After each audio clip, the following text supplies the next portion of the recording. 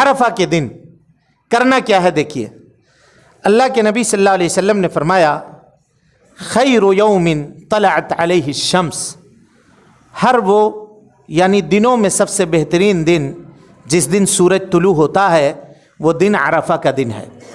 اللہ رب العالمین عرفہ کے دن حاجیوں کی یعنی ہر روز اللہ رب العالمین رات کے آخری پہر میں نزول فرماتا ہے سمائے دنیا پر، لیکن اس دن اللہ رب العالمین دن میں اترتا ہے فرشتوں کے ساتھ اور یہ کہتا ہے کہ میرے یہ بندے دور دور سے مقامات سے سفر کیے ہوئے اشعث اغبرن، سر کے بال پراگندہ ہیں، مغبرۃ قدماہ، ان کے قدموں کے اندر دھول جمی ہوئی ہے، اور یہ لوگ آ کر کے ایک میدان میں ایک لباس میں، کوئی کروڑ پتی بھی ہے تو اسی لباس میں ہے اور کوئی غریب آدمی بھی ہے تو اسی لباس میں ہے، سب اسی جگہ پہ اکٹھے ہیں۔ کیوں اکٹھے ہیں؟ کیوں کھڑے ہیں؟ تو فرشتے کہتے ہیں کہ اے اللہ یہ تجھ سے مغفرت چاہتے ہیں، اے اللہ یہ جہنم سے آزادی چاہتے ہیں، اے اللہ رب العالمین تیری بخشش چاہتے ہیں۔ اللہ تعالیٰ کہتا ہے فرشتوں تم گواہ رہنا، اس میدان میں جتنے لوگ موجود ہیں میں نے سب کے سب کو معاف کر دیا، سب کے سب کو بخش دیا۔ یہ عرفہ نبی صلی اللہ علیہ وسلم نے کہا خیر الدعاء دعاء یوم عرفہ، سب سے بہترین دعا عرفہ کی دعا ہے، اور وخیر انا ما قلت والنبیون من قبلی، اور سب سے بہترین دعا جو میں نے اور مجھ سے پہلے تمام انبیاء نے عرفہ میں مانگی ہے وہ یہ دعا ہے اللہ اکبر اللہ اکبر لا الہ الا اللہ وحدہ لا شریک لہ لہ الملک ولہ الحمد وہو علی کل شیء قدیر وہو علی کل شیء قدیر، یہ دعا ہے۔ تو آدمی کو چاہیے کہ جتنا چاہے کثرت سے دنیا آخرت کی بھلائی خیر دعا واتقون یا اولی الالباب۔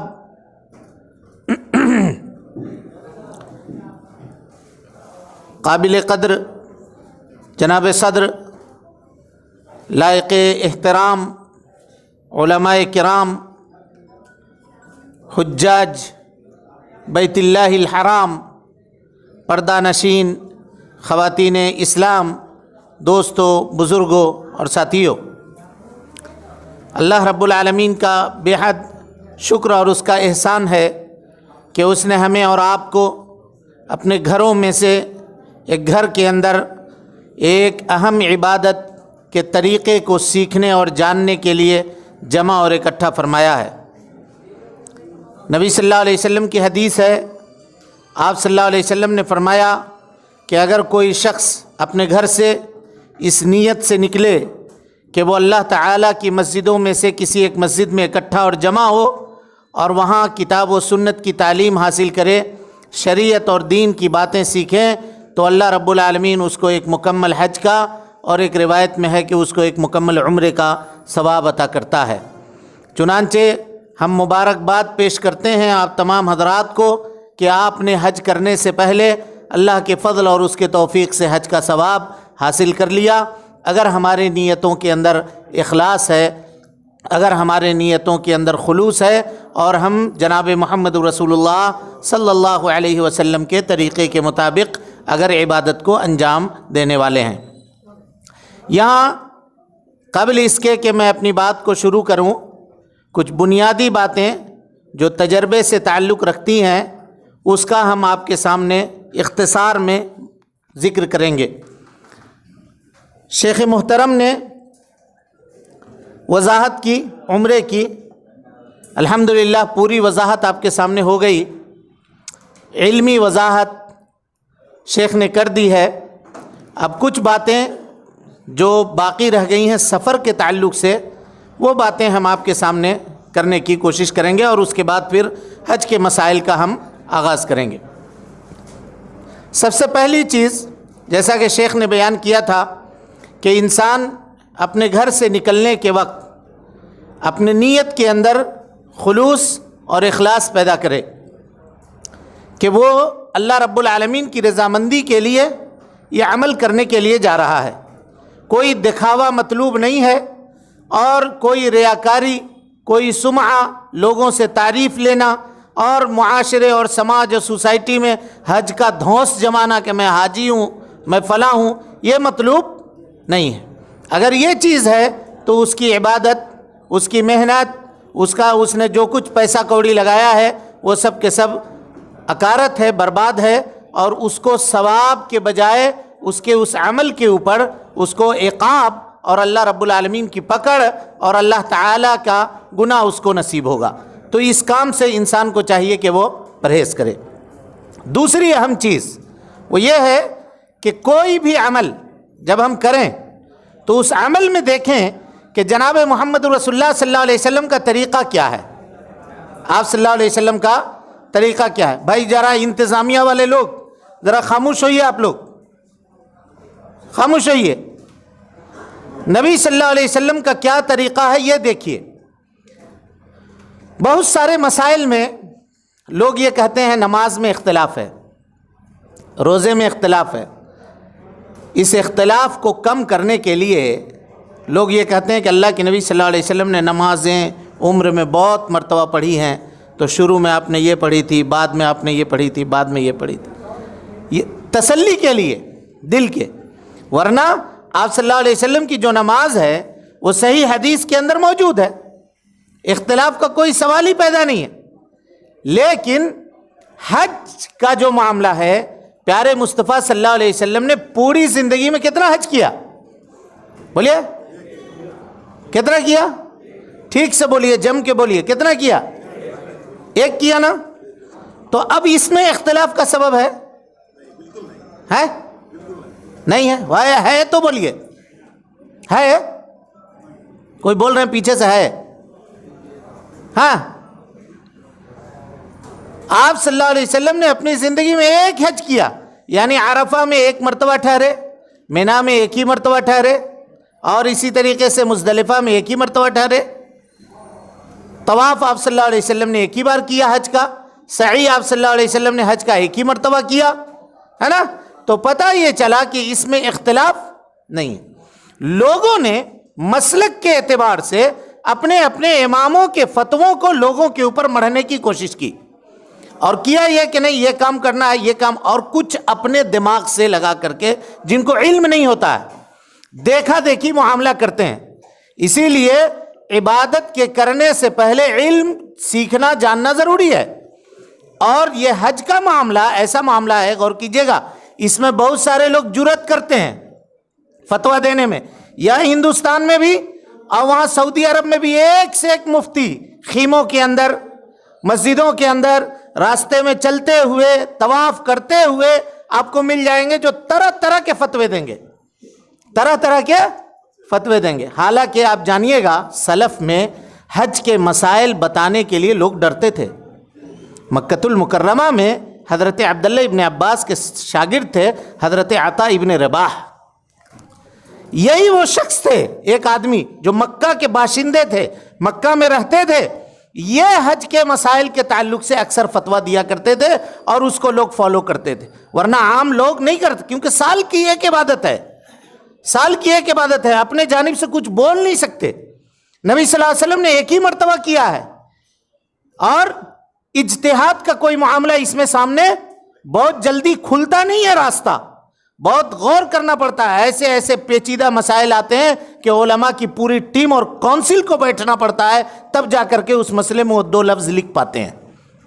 یہ معاملہ ہے حج کا، کیونکہ عبادت سال میں ایک بار ہے اور اس کے دلائل محدود ہیں، بہت دلائل۔ حضرت جابر ابن عبداللہ کی مسلم میں روایت ہے، جنہوں نے اللہ کے نبی صلی اللہ علیہ وسلم کے حج کی صفت کو بیان کیا ہے، اور وہی ہے، اور اس کے علاوہ ادھر ادھر چند روایتیں ہیں، اسی کے تعلق سے حج کے یہ پورے مسائل اخذ کیے جاتے ہیں۔ بہرحال ہم اس مسئلے میں آپ کو لے کر جانا نہیں چاہتے، تمہیدی طور پر یہ باتیں ہم نے آپ کے سامنے رکھ دی۔ ہوتا یہ ہے کہ ہم لوگ جب یہاں سے سفر کے لیے نکلتے ہیں تو سب سے پہلی چیز یہ کرنی چاہیے کہ آپ جس کو ساتھی بنا رہے ہیں نا، نیک اور صالح آدمی کو اپنا ساتھی بنائیے۔ ہوتا یہ ہے کہ کور نمبر پہ 2 آدمی، 3 آدمی، 4 آدمی، 5 آدمی تک کو ایڈ کیا جاتا ہے۔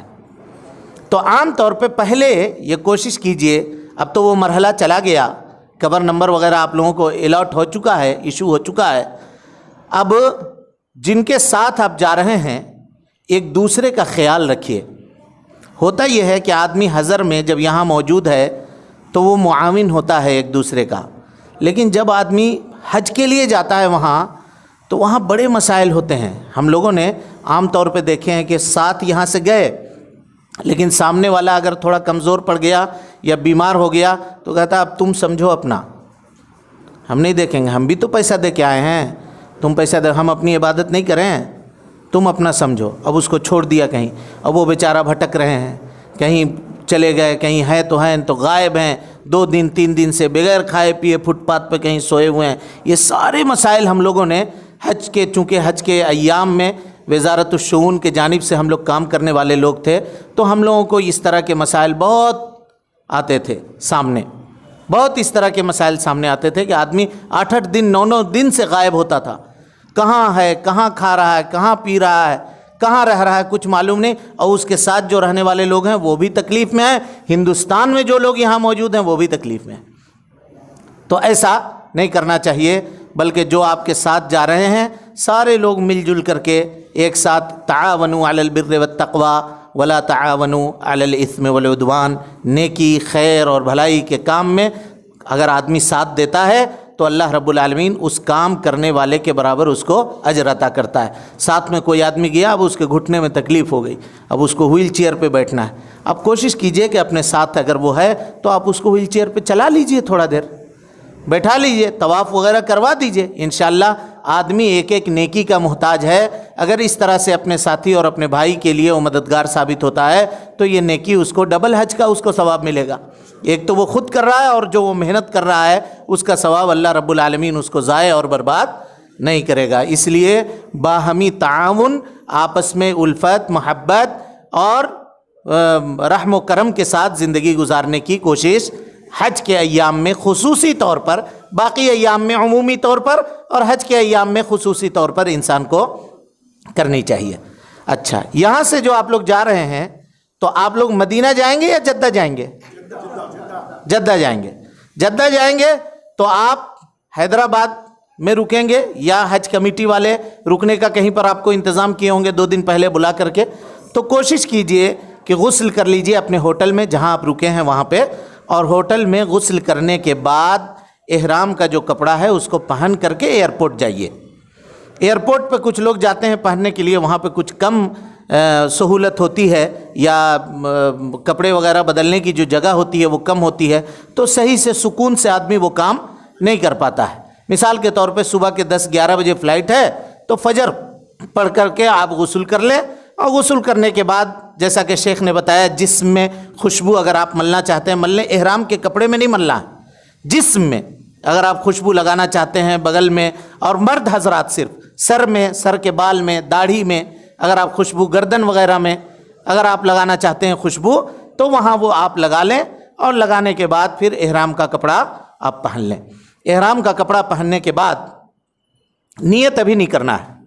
کچھ لوگ یہ سمجھتے ہیں کہ یہ کپڑا جو ہے نا یہی احرام ہے، کپڑا احرام نہیں ہے، کپڑا سمبول ہے، جسٹ لائک اے سمبول، بس اس کی کوئی یونیفارم اس کی کوئی اہمیت نہیں ہے۔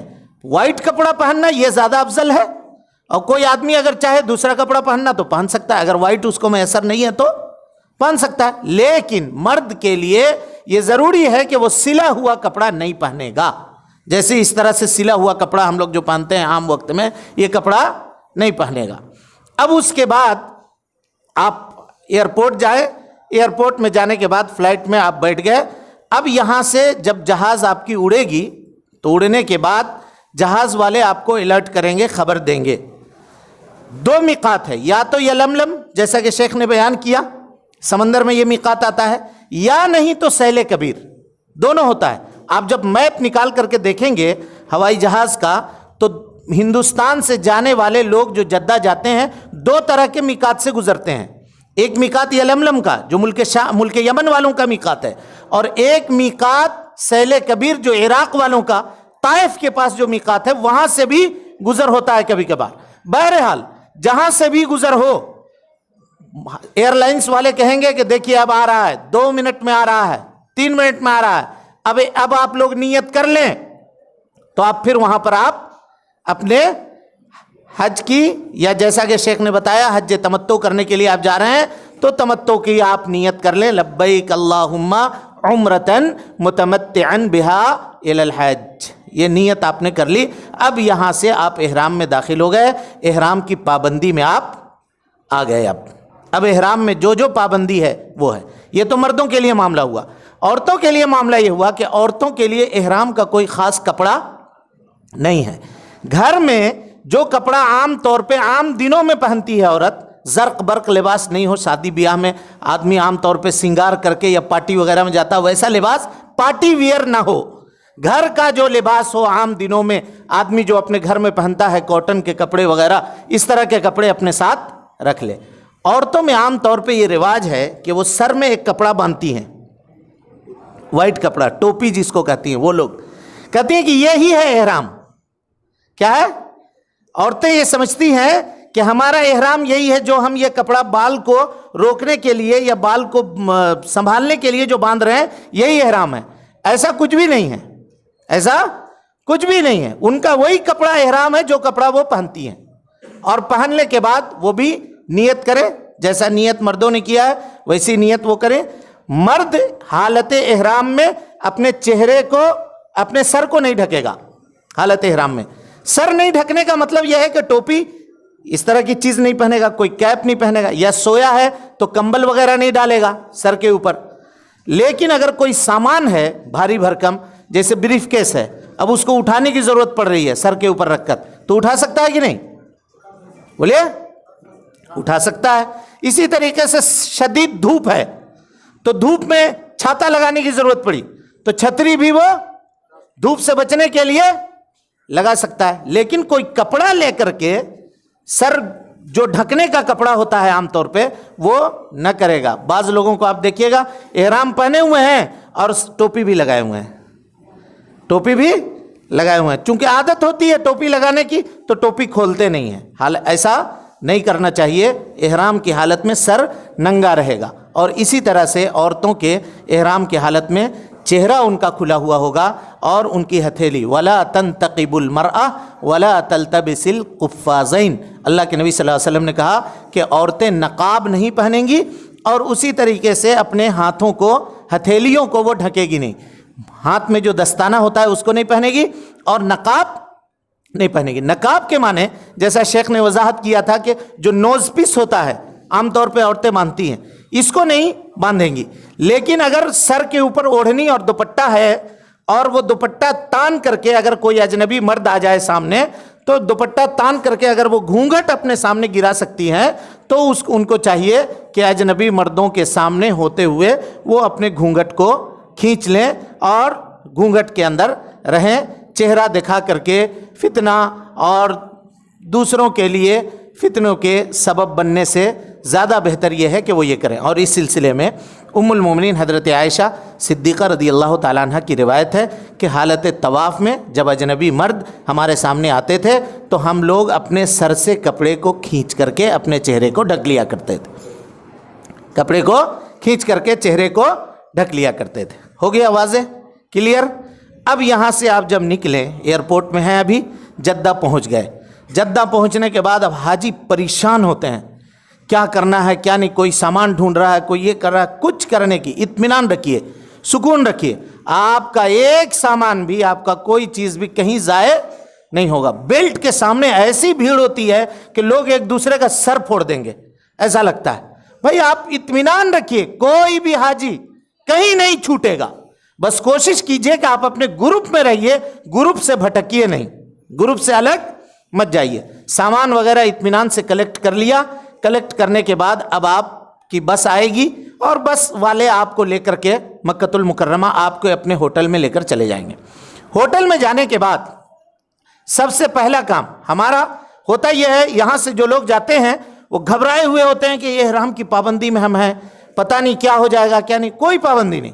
اگر آپ تھکے ہوئے ہیں، رات کے کسی حصے میں گئے تھکے ہیں، بہت سارے لوگ یہ سمجھتے ہیں کہ ہوائی جہاز کا سفر آرام دہ سفر ہے، حالانکہ جو ہمارا تجربہ ہے دکتور، دوسرے سفر کے مقابلے میں آدمی زیادہ تھکتا ہے ہوائی جہاز میں بیٹھنے میں۔ ایک تو ذہنی تھکاوٹ ہوتی ہے، ہوائی جہاز بیٹھنے سے پہلے ٹیک آف ہے، لینڈنگ کے مسائل ہیں، تو ذہنی مسائل ہوتا ہے. پھر 5 گھنٹہ پہلے سے 4 گھنٹہ پہلے سے آپ ایئرپورٹ پہ جا کے بیٹھے انتظار کر رہے ہیں، اپنے کام کر رہے ہیں، اس میں تھک جاتا ہے آدمی. اگر ایسے مسائل ہیں تو آپ ہوٹل پہنچنے کے بعد عمرہ کرنے میں جلدی نہ کریں. ہوٹل پہنچ جائیں، اپنا کور نمبر کے حساب سے حج کمیٹی نے جو آپ کو ہوٹل الاٹ کیا ہے وہ ہوٹل آپ لے لیں. ہوٹل کے ریسیپشن پہ جا کر کے ہوٹل کا کارڈ لینا نہ بھولیں. سمجھ گئے؟ سب حاجی ہوٹل کا کارڈ اپنے ساتھ رکھیں.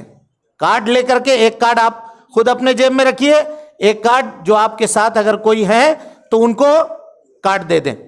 کارڈ چھوڑنا نہیں ہے، اس کو اپنے ساتھ رکھنا ہے. کیونکہ اگر حرم وغیرہ میں کہیں پر آپ بھٹک گئے تو کوئی بھی آپ کا آدمی ملا، وہاں پہ پولیس والا ہوا یا کوئی بھی ملا، آپ اس کو اگر اپنا کارڈ دکھائیں گے تو وہ آپ کو لے جا کر کے پہنچا دے گا یا آپ کو اپنے ہوٹل تک پہنچنے کا انتظام کر دے گا. لیکن اگر آپ کے پاس کارڈ نہیں ہے، ہوٹل بھی نہیں معلوم ہے، اور حج کمیٹی نے آپ کو جو بیچ دیا ہے آپ وہ دکھا رہے ہیں، تو اتنا تو وہ کرے گا کہ آپ ہندوستان کے حاجی ہیں، حج کمیٹی والے کو لے جا کر کے آپ کے حوالے کر دے گا، لیکن آپ کو اپنے ہوٹل تک نہیں بھیج سکتا. لیکن اگر کارڈ جیب میں ہے آپ کے اور کارڈ آپ نے اس کو دکھا دیا تو وہ خود لے جا کر کے آپ کو پہنچا دے گا، یا نہیں تو آپ کے لیے وہ آسانی پیدا کر دے گا کہ آپ وہاں جا کر کے پہنچ جائیں. اور اس کے بعد آپ نکلنے کے بعد جا کر کے طواف کریں. بقیہ جو عمرے کے مسائل تھے وہ شیخ نے آپ کے سامنے اس کی وضاحت کر دی. یہ ایک ٹیکنیکل معاملہ تھا جو ہم نے آپ کے سامنے رکھ دیا، انشاءاللہ اس سے فائدہ ہوگا. اب آئیے، عمرہ کرنے کے بعد حج تمتع کرنے والے لوگ عمرہ سے فارغ ہو گئے، بال چھوٹا کروا لیا یا منڈوا لیا. یہاں پہ شیخ نے جیسا کہ بتایا کہ یہاں پہ منڈوا لینا، جو لوگ تمتع کر رہے ہیں ان کے لیے منڈوانا اتنا بہتر نہیں ہے. عمرہ کرنے کے بعد وہ کیا کریں؟ بال چھوٹا کروا لیں، کیونکہ حج میں ابھی منڈوانا ہے، حج میں منڈوانا ہے ابھی، تو بال کو چھوٹا کر لیں. عورتوں کے لیے چوٹی کھولنے کی ضرورت نہیں ہے، انگلی کے 1 پور کے برابر یا 2 پور کے برابر وہ بال کاٹ لیں، خود سے کاٹ لیں یا ان کی سہیلی وہاں موجود ہے تو وہ ایک دوسرے کے کاٹ لیں، اور کاٹنے یا ان کے شوہر موجود ہیں یا بیٹا موجود ہے تو وہ کاٹ لے، وہ بال کاٹ لے. اگر حاجی ایک دوسرے کے بال آپس میں کاٹنا چاہتے ہیں تو کاٹ سکتے ہیں.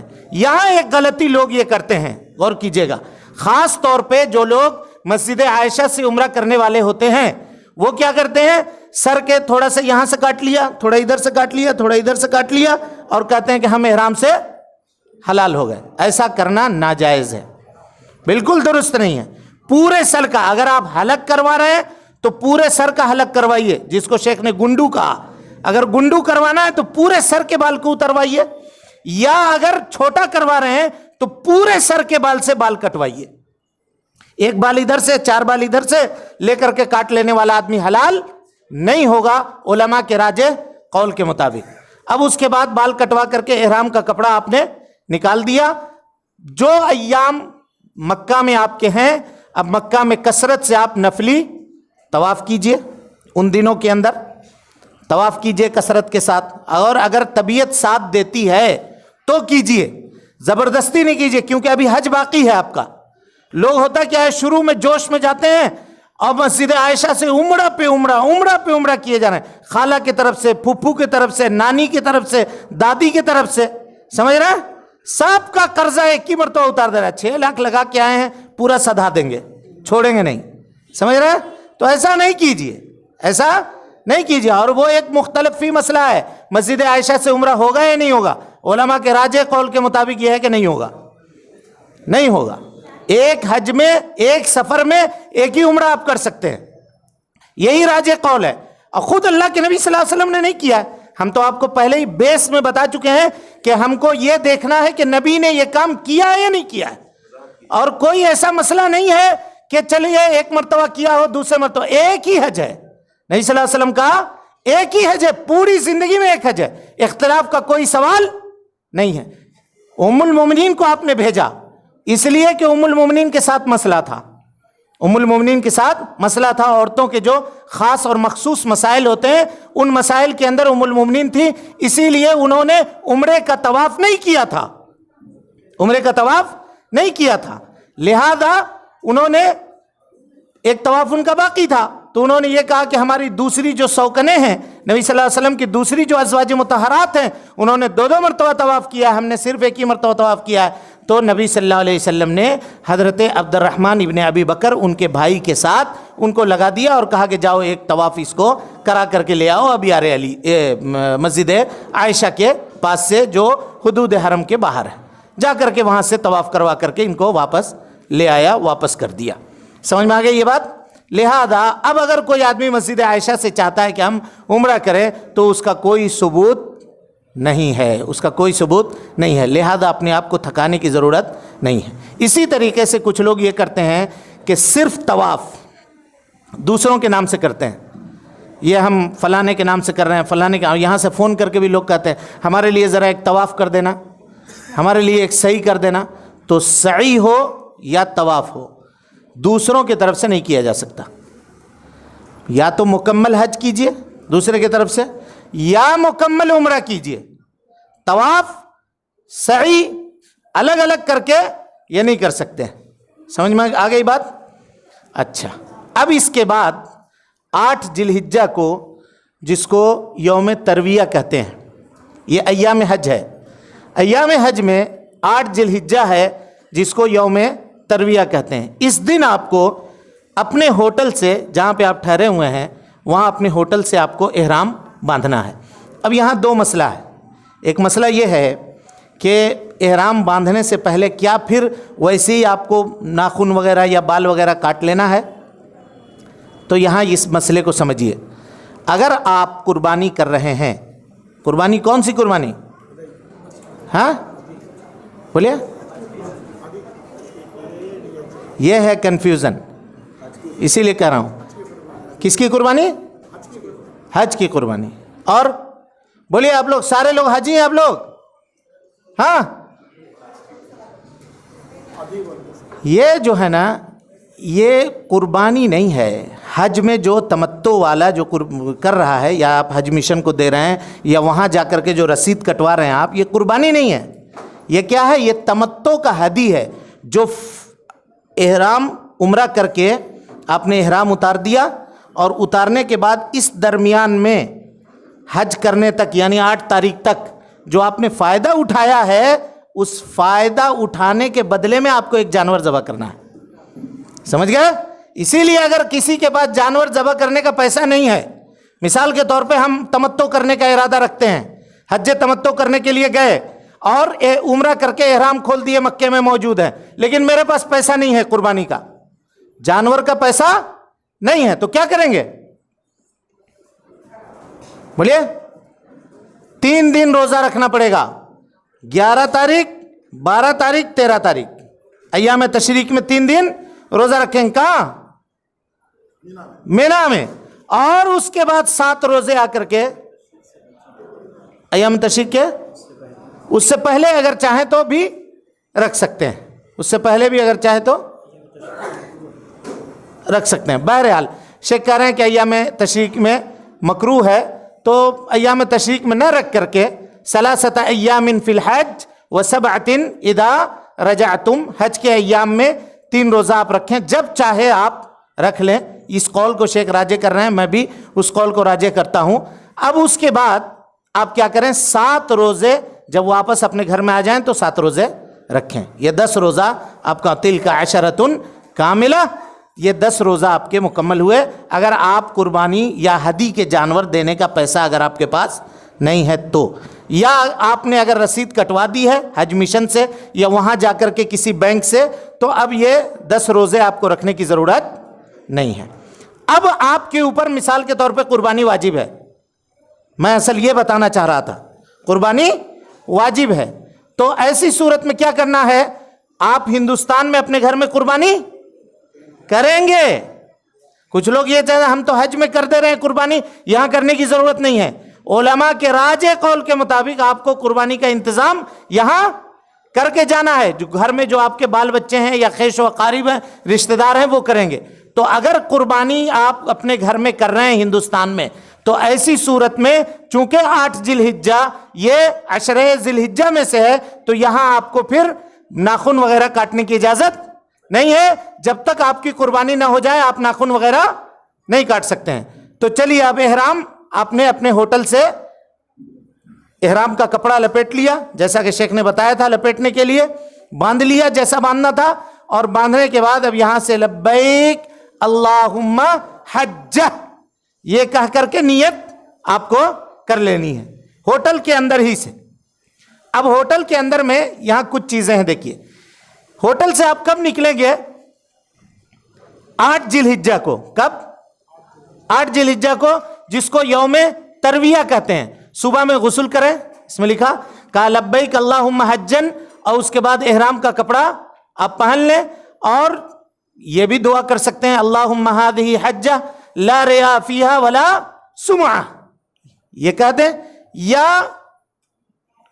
اگر دوسرے کے طرف سے کر رہے ہیں تو اس کا نام لے کر کے نیت آپ کر لیں کہ اللہ رب العالمین میں فلاں کی طرف سے نیت کر رہا ہوں. اگر یہ لفظ آپ نہیں کہہ سکتے ہیں تو فلاں کی طرف سے اس کا نام لے کر کے وہاں سے آپ نیت کر لیں. اب پھر تلبیہ پڑھیں لبیک اللہم لبیک لبیک لا شریک لک لبیک ان الحمد والنعمت لک والملک لا شریک لک, یہ تلبیہ پڑھتے رہیں. اور دوسرا لبیک الہ الحق لبیک, یہ دوسرا ہے. تیسرا اور بھی تلبیہ 7-8 طریقے ہیں. حضرت عبداللہ ابن عباس پڑھتے تھے لبیک اللہم حقا حقا لبیک تعبدا ورقا لبیک وسعدیک والخیر کلہ بیدیک والشر لیس الیک, یہ بھی پڑھا کرتے تھے تلبیہ. اب 8 ذی الحجہ کو آپ اپنے مقام سے روانہ ہوں گے. یہاں ایک چیز سمجھیے, جو ٹیکنیکل معاملہ ہے. ہم کو نکلنا کب ہے؟ 8 ذی الحجہ کو فجر کے بعد, تاکہ ظہر کی نماز جا کر کے کہاں پڑھیں؟ مینا میں پڑھیں. لیکن چونکہ آپ حج کمیٹی کے پابند ہوتے ہیں تو حج کمیٹی والا کیا کرے گا؟ 7 تاریخ کے رات کو, یعنی 8 تاریخ کے رات کو, 8 تاریخ کے رات کو ہی آپ کو 2 بجے 3 بجے 4 بجے کا ٹائم ہوٹل میں آپ کو لگا دیا جائے گا, اور کہے گا فلاں وقت میں بس آ جائے گی, آپ تیار ہو جائیے گا. اب حاجی کو اگر 9 بجے کا ٹائم دے دیا گیا تو حاجی لوگ یہ سمجھتے ہیں کہ ہم کو تو چھوڑ دے گا, اسی لیے مغرب سے ہی وہ اپنا سامان لے کر کے ہوٹل کے دروازے پہ بیٹھ جاتے ہیں. ایسا مت کیجئے, آپ اپنے کام کیجئے. جو وقت آپ کو دیا ہے 9 بجے کا وقت, ہو سکتا ہے وہ لوگ 1-2 گھنٹہ بیفور وقت آپ کو بتاتے ہیں تاکہ آپ اپنی تیاری کر لیں. ہوٹل میں جا کے آرام سے سو جائیے عشاء پڑھ کے. اگر رات میں لے کر جانے کے لیے کہا ہے تو عشاء کی نماز پڑھنے کے بعد ہوٹل میں اطمینان سے سو جائیے. معلم کی ذمہ داری ہے, وہ آپ کو نہیں چھوڑے گا, آپ کو لے کر جائے گا, یہ اس کی ذمہ داری ہے, بشرطے کہ آپ اس جگہ پہ موجود ہوں. لیکن آپ چلے گئے ہیں جدہ تو آپ کو جدہ سے پکڑ کے نہیں لائے گا. لیکن اگر ہوٹل میں اپنے کمرے میں آپ موجود ہیں 8 تاریخ کو, تو وہ کبھی بھی آپ کو چھوڑ کر کے نہیں جائے گا, یہ اس کی ذمہ داری ہے. بس میں جگہ لینے کے لیے پہلی سیٹ پہ لوگوں کی مار پیٹ ہوتی ہے, لوگ دوڑتے ہیں. جیسے ہندوستان میں کوئی رومال رکھ دیا, کوئی جا کر کے وہاں پہ ٹوپی رکھ دیا, کوئی کچھ رکھ دیا, کوئی کھڑکی سے گھس جا رہا اندر. کیا ضرورت ہے بھائی, یہ تکلیف یہ مشقت اٹھانے کی کیا ضرورت ہے؟ ایسا بالکل مت کیجیے. آپ کے لیے معلم اتنے ہی سیٹ کی بس لا کر کے لگائے گا جتنے حاجی اس کے پاس موجود ہیں. اطمینان سے رہیے, سکون سے رہیے, اور اس کے بعد بس میں بیٹھیے. اس سے پہلے آپ کو تیاری کرنی ہے. تیاری کس چیز کی کرنی ہے؟ اب یہاں سے لے کر کے 3-4 دنوں تک آپ کو احرام کی حالت میں رہنا ہے. اب یہاں ہوٹل میں تو آپ کو ساری سہولتیں موجود تھیں, اب یہاں وہ سہولتیں اتنی نہیں ملے گی. حج تھوڑا تکلیف کا بھی نام ہے, تو اس لیے ایک ہلکی پھلکی چادر لے لیا, ایک آدھ چھوٹی پتلی چٹائی ہوئی تو وہ چٹائی اپنے ساتھ رکھ لیا. سوکھا کھانے پینے کا اگر کوئی آئٹم ہے تو اس کو اپنے ساتھ رکھ لیا. بہت بوجھ بنانے کی ضرورت نہیں ہے. کچھ لوگ اتنا بوجھ بنا لیتے ہیں کہ وہی ان کے لیے مشکل ہو جاتا ہے عرفہ کے میدان میں اور مینا کے میدان میں. پیسہ اگر آپ کے پاس ہے تو ہر چیز ہر جگہ دستیاب ہے, ہر چیز. ہاں فری بھی ملتی ہیں چیزیں. ہاں چلیے, اگر آپ فری نہیں بھی لینا چاہتے ہیں تو آپ ایک سے ایک پھل فروٹ عرفہ کے میدان میں آپ کو دستیاب ہے. مینا کے میدان میں ایک سے ایک ہوٹل موجود ہے, ہر چیز موجود ہے. جیب میں پیسہ ہونا چاہیے آپ اس کو. اب خواہ مخواہ کے یہاں سے ستو ہوا اور دوسری چیزیں باندھ کر کے گٹھر بنا لیا اور اس کو لے کر کے جا رہے ہیں, تکلیف اٹھا رہے ہیں. یہاں سے اٹھا کے لے جا رہے ہیں وہاں سے اٹھا کر کے لے جا رہے ہیں وہاں. کسی کے کمر میں درد, کسی کے پیر میں درد. ایسا مت کیجیے. جان پہ زیادہ زور ہاں اچار لے جاتا ہے, کوئی کباب لے جاتا ہے, یہ سب کام نہیں کیجیے. وہاں موجود ہے, حج کو حج رہنے دیجیے. تھوڑا سا مسئلہ ہوگا, آپ تو بہت آسان ہے, نہایت آسان ہے. بہرحال یہ تیاری کر لی آپ نے. اب اس کے بعد آ کر کے معلم کے بس میں آپ بیٹھ گئے. بیٹھنے کے بعد یہاں سے تلبیہ آپ پکارتے رہیں. مرد اگر ہیں تو مرد زور سے تلبیہ پکاریں, جیسا کہ شیخ نے بتایا کہ دائیں بائیں جانب ما من شجرن ولا حجرن ولا مدرن, کوئی بھی ڈھیلا, کنکر, پتھر, درخت, پہاڑ, یہ سب آپ کے تلبیہ کو سن کر کے تلبیہ کہیں گی. لبیک اللہم لبیک لبیک لا شریک لک لبیک ان الحمد والنعمت لک والملک لا شریک لک. یہ تلبیہ آپ پڑھتے رہیں. پڑھتے ہوئے اپنے خیمے میں پہنچ گئے. خیمے میں بھی لوگوں کی بھاگ دوڑ ہوتی ہے, ہم کو یہاں جگہ چاہیے تو ہم کو وہاں جگہ چاہیے, ہم کو فلاں جگہ چاہیے. جہاں آپ کو جگہ مل رہا ہے وہ جگہ لے کر کے آپ اطمینان سے اپنا سامان وغیرہ وہاں پہ رکھ دیں. اور منا میں اب آپ کو نماز ادا کرنی ہے ظہر کی. کتنی ادا کرنی ہے؟ 5 کیا؟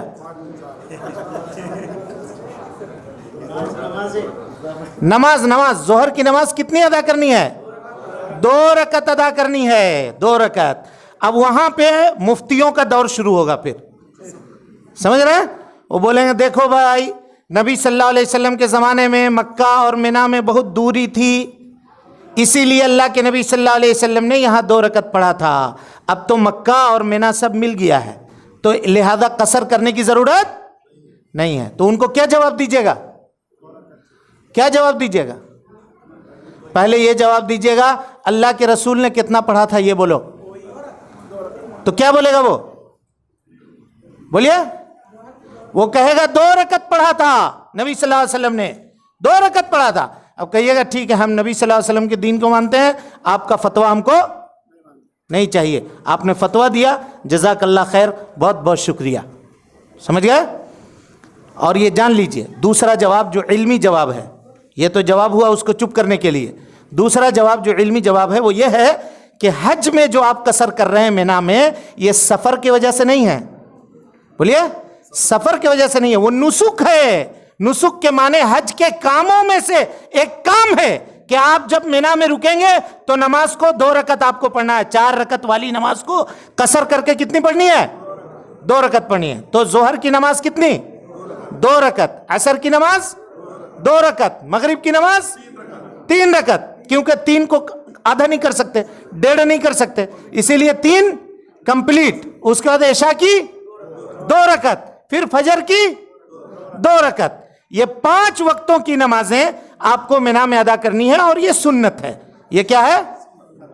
سنت ہے. اور ان نمازوں کو اپنے اپنے وقت میں ادا کرنا ہے, اس کو جمع نہیں کرنا. جی پڑھنا ہے سنت. ہاں سنت کے بعد 2 رکعت. نہیں فرض کی بات صرف ہو رہی ہے نا, سنت پڑھنا ہے. جی سنت پڑھنا ہے. اور باقی وقت میں بھی منا میں سنتیں پڑھنی ہیں. آپ کو سنتیں پڑھنی ہیں. یہ نہیں ہے کہ اگر قصر کر رہے ہیں تو سنت نہیں پڑھنا ہے. میں کہا نا سفر کے وجہ سے یہ قصر نہیں ہے, یہ قصر حج کے کاموں میں سے ایک کام ہے. جناب محمد رسول اللہ صلی اللہ علیہ وسلم نے ویسا کیا تھا, اس لیے ہم کو ویسا کرنا ہے. اب اس کے بعد فجر کو اٹھ کر کے, ہاں دیکھیے 9 ذی الحجہ کا دن ہو گیا, 8 ذی الحجہ کا کام ہو گیا, 5 وقت کی نمازیں آپ کی منا میں ہو گئیں. اب 9 ذی الحجہ کو بعد نماز فجر منا سے نکل کر کے میدان عرفات میں وقوف کریں. یہاں ایک چیز نوٹ کیجئے گا, منا میں جو آپ ٹھہرے تھے 5 وقت نماز ادا کرنے کے لیے, یہ سنت ہے. لیکن یہ 9 ذی الحجہ جو آپ عرفات میں ٹھہرنے کے لیے جا رہے ہیں, یہ رکن ہے. کیا ہے؟ رکن ہے. اگر اس کو آپ نے چھوڑ دیا تو حج آپ کا گیا, حج آپ کا گیا. فرمایا نبی صلی اللہ علیہ وسلم نے, الحج عرفہ, حج اصل نام ہے عرفہ میں ٹھہرنے کا. الحج عرفہ, من اتی لیلۃ الجمع قبل طلوع الشمس فقد ادرک الحج. اب اگر کوئی آدمی 9 ذی الحجہ کے دن میں نہیں جا سکا عرفہ, اور اگر وہ 9 ذی الحجہ کے 10 ذی الحجہ کے رات میں بھی چلا گیا جب حاجی مزدلفہ میں ٹھہرے ہوئے ہیں، اگر اس وقت بھی وہ عرفہ چلا گیا اور وہاں سے نکل کر کے آ کر کے مزدلفہ میں قیام کر لیا، حدود عرفہ میں گھس کر کے باہر آ گیا، تو اس کا حج ہو گیا۔ اب یہاں بھی کیا ہوتا ہے، حج کمیٹی والے اپنے ٹائم سے آپ کو بس میں بٹھا کر کے لے جا کر کے عرفہ کے میدان میں چھوڑ دیتے ہیں۔ اب وہاں پہ بھی خیمے بنے ہوئے ہیں، آپ اپنے خیمے میں یا خیمے سے باہر نکل کر کے وہاں یہ کیجئے۔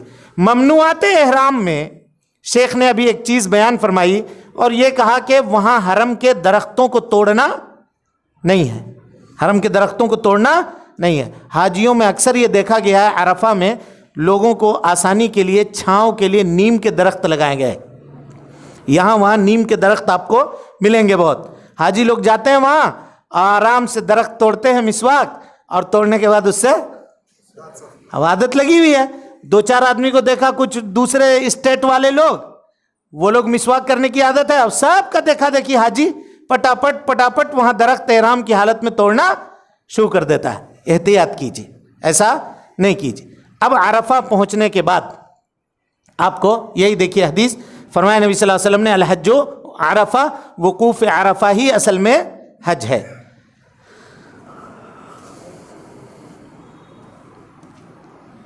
عرفہ کے دن کرنا کیا ہے دیکھیے، اللہ کے نبی صلی اللہ علیہ وسلم نے فرمایا خیر یوم طلعت علیہ الشمس، ہر وہ یعنی دنوں میں سب سے بہترین دن جس دن سورج طلوع ہوتا ہے وہ دن عرفہ کا دن ہے۔ اللہ رب العالمین عرفہ کے دن حاجیوں کی یعنی ہر روز اللہ رب العالمین رات کے آخری پہر میں نزول فرماتا ہے سمائے دنیا پر، لیکن اس دن اللہ رب العالمین دن میں اترتا ہے فرشتوں کے ساتھ، اور یہ کہتا ہے کہ میرے یہ بندے دور دور سے مقامات سے سفر کیے ہوئے، اشعث اغبرن، سر کے بال پراگندہ ہیں، مغبرۃ قدماہ، ان کے قدموں کے اندر دھول جمی ہوئی ہے، اور یہ لوگ آ کر کے ایک میدان میں ایک لباس میں، کوئی کروڑ پتی بھی ہے تو اسی لباس میں ہے، اور کوئی غریب آدمی بھی ہے تو اسی لباس میں ہے، سب اسی جگہ پہ اکٹھے ہیں۔ کیوں اکٹھے ہیں، کیوں کھڑے ہیں؟ تو فرشتے کہتے ہیں کہ اے اللہ یہ تجھ سے مغفرت چاہتے ہیں، اے اللہ یہ جہنم سے آزادی چاہتے ہیں، اے اللہ رب العالمین تیری بخشش چاہتے ہیں۔ اللہ تعالیٰ کہتا ہے فرشتوں تم گواہ رہنا، اس میدان میں جتنے لوگ موجود ہیں میں نے سب کے سب کو معاف کر دیا، سب کے سب کو بخش دیا۔ یہ عرفہ نبی صلی اللہ علیہ وسلم نے کہا خیر الدعاء دعاء یوم عرفہ، سب سے بہترین دعا عرفہ کی دعا ہے، اور وخیر انا ما قلت والنبیون من قبلی، اور سب سے بہترین دعا جو میں نے اور مجھ سے پہلے تمام انبیاء نے عرفہ میں مانگی ہے وہ یہ دعا ہے، اللہ اکبر اللہ اکبر لا الہ الا اللہ وحدہ لا شریک لہ لہ الملک ولہ الحمد وہو علی کل شیء قدیر، وہو علی کل شیء قدیر، یہ دعا ہے۔ تو آدمی کو چاہیے کہ جتنا چاہے کثرت سے دنیا آخرت کی بھلائی خیر دعا مانگے، امت کے لیے دعا کرے، مسلمانوں کے لیے دعا کرے، اور اپنے رشتہ داروں کے لیے دعا کرے، اپنے لیے دعا کرے، صحت و عافیت مانگے، جو چیز اس کے دل میں ہو وہ عرفہ کے میدان میں مانگے۔ اب عرفہ میں کیا کرنا ہے دیکھیے، ظہر کے وقت میں اگر آپ اپنے خیمے میں ہیں تو اپنے خیمے میں، اگر خیمہ آپ کا قریب ہے وہاں میپ ملتا ہے، میپ لے لیں، جن لوگوں کو میپ پڑھنا آتا ہے وہ میپ پڑھ کر کے وہاں مسجد نمیرہ ہے، عرفات میں مسجد ہے مسجد نمیرہ، مسجد نمیرہ میں خطبہ ہے، حج کا خطبہ ہوتا ہے جو ہر سال مفتی وہاں کے جو ہیں وہ دیا کرتے ہیں یا ان کے جو نائب ہیں وہ دیا کرتے ہیں۔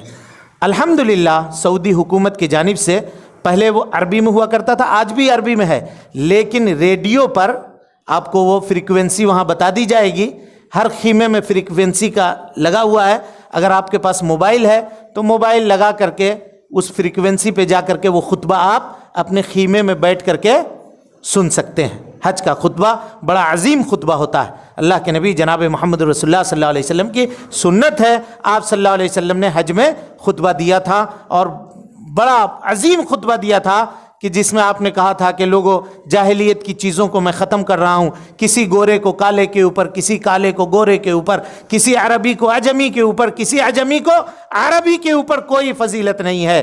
تمہارا ایک دوسرے کے اوپر تمہارا مال، ایک دوسرے کے اوپر آپس میں تمہاری عزت، تمہاری جاہ و حشمت سب کے اوپر حرام ہے. یہ عظیم تاریخی خطبہ جناب محمد رسول اللہ صلی اللہ علیہ وسلم نے عرفہ میں دیا تھا. اسی خطبے کی یاد تازہ کرتی ہے، وہ تازہ ہوتی ہے اس وقت جب وہاں خطیب کھڑے ہو کر کے خطبہ دیتے ہیں. تو اگر آپ سننا چاہیں، سہولت ہے آپ کے پاس، تو آپ اس خطبے کو سن سکتے ہیں. اس کے بعد ظہر کے وقت میں ظہر کی نماز اور عصر کی نماز ایک اذان اور 2 تکبیر سے، یعنی ظہر کے لیے تکبیر کہیے، اقامت یعنی ظہر کے لیے، اور ظہر کی نماز کتنی پڑھنی ہے؟ 2 رکعت. اور عصر کی نماز ظہر پڑھ کے فارغ ہوئے، سلام پھیرا، السلام علیکم ورحمۃ اللہ، السلام علیکم، پھر کھڑے ہوئیے، اللہ اکبر اللہ اکبر، پھر اقامت کہیے اور عصر کی نیت کر کے پھر 2 رکعت نماز پڑھی. یہاں پر بھی لوگ آپ کو کہیں گے اتنا پیسہ خرچہ کر کے آئے ہو، اتنا زندگی میں ایک ہی عبادت کر رہے ہو اور اس میں بھی نماز آدھی پڑھ رہے ہو. نماز پوری پڑھو تاکہ پورا ثواب ملے گا. بھائی کوالٹی اللہ رب العالمین دیکھتا ہے، کوانٹیٹی نہیں دیکھتا ہے. کوالٹی یہ ہے کہ جناب محمد رسول اللہ صلی اللہ علیہ وسلم نے عرفہ میں کتنی پڑھی ہے نماز، یہ دیکھنا ہے آپ کو. آپ یہ سوچیے گا کہ ہم 4 کے بدلے میں تو کیا پیسہ خرچہ کر کے آئے تو ظہر 8 رکعت پڑھ لیجیے گا، بولیے. یا کیا ہم اتنی عبادت کر سکتے ہیں جتنا اللہ کے نبی صلی اللہ علیہ وسلم نے کیا ہے؟ بولیے. ہرگز نہیں کر سکتے. اس کا عشر عشیر بھی ہم نہیں کر سکتے، 10واں سے 100واں حصہ بھی ہم نہیں کر سکتے. بس نبی صلی اللہ علیہ وسلم کو فالو کیجئے، آپ کی اتباع اور پیروی کرنے کی کوشش کیجئے تاکہ اللہ رب العالمین عبادتوں کو قبول فرمائے. اب یہ عرفہ کے دن میں 9 ذی الحجہ میں آپ کو سورج ڈوبنے تک، کب تک؟ سورج ڈوبنے تک. یہ یاد رکھیے گا. کچھ لوگ ایسا ہوتا ہے کہ 4 بجے سے سامان لپیٹا اور لپیٹنے کے بعد نکل جاتے ہیں پیدل. اگر سورج ڈوبنے سے پہلے پہلے آپ عرفہ سے نکل گئے تو آپ کو پھر دم لگے گا. آپ نے واجب کام چھوڑ دیا، ترک کر دیا، ایک چیز. اور دوسری چیز یہ ہے کہ کچھ لوگ جو خیمے سے باہر ہوتے ہیں وہ آپ کو یہ کنفرم کرنا ہے کہ آپ عرفہ کے حدود کے اندر ہیں یا نہیں ہیں. کچھ لوگ دن بھر ٹھہرے ہوتے ہیں لیکن عرفہ کے حدود سے باہر ہوتے ہیں. اگر عرفہ کے حدود سے باہر ہے تو آپ کا وقوف عرفہ نہیں ہوگا. سورج ڈوب گیا، اب اس کے بعد مغرب کی نماز کہاں پڑھنی ہے؟ مزدلفہ میں. یہ سال بھر میں یہی وہ ایک دن ہے جس دن مغرب کی نماز اس کے وقت کے اوپر حاجیوں کے لیے پڑھنا جائز نہیں ہے. حاجیوں کے لیے پڑھنا جائز نہیں ہے. سورج کے غروب ہونے کے بعد آپ لوگ وہاں سے نکلیے. کہاں نکلنا ہے؟ مزدلفہ کی طرف. مزدلفہ کی طرف. اگر مزدلفہ پہنچنے میں بھیڑ ہوتی ہے بسوں کی، اگر مزدلفہ پہنچنے میں آدھی رات ہو گئی یا آدھی رات سے زیادہ ہونے کا چانس ہے اگر آپ کو، تو کہیں پر قریبی جگہ پہ اتر کے، جگہ جگہ پہ وضو خانے لگے ہوئے ہیں، بس کا ڈرائیور آپ کو اتار دے گا. آپ اتر کر کے وہاں پہ وضو کیجئے اور 3 رکعت مغرب کی نماز ادا کر لیجئے. 2 رکعت عشاء کی نماز اگر ہو سکے تو ادا کر لیجئے، یا نہیں تو آگے پہنچ کر اگر آپ کرنا چاہتے ہیں تو کر سکتے ہیں. لیکن علماء یہ کہتے ہیں کہ اگر آدھی رات سے زیادہ ہونے کا خطرہ ہے یا ہو گیا، وقت اتنا ہو گیا ہے، تو اب اتر کر کے اسی جگہ پر مغرب اور عشاء آپ پڑھ لیں. پڑھنے کے بعد ابھی آپ کو رکنا نہیں ہے، مزدلفہ کے حدود میں داخل ہونا ہے. مزدلفہ بگننگ ہر جگہ پہ لکھا ہوا ہے. رات کے وقت بھی وہ چمکتا ہے. آپ نگاہ اٹھا کر کے دیکھیں، 1-2 آدمی سے پوچھیں کہ بھائی ہم مزدلفہ میں ہیں یا مزدلفہ سے باہر ہیں.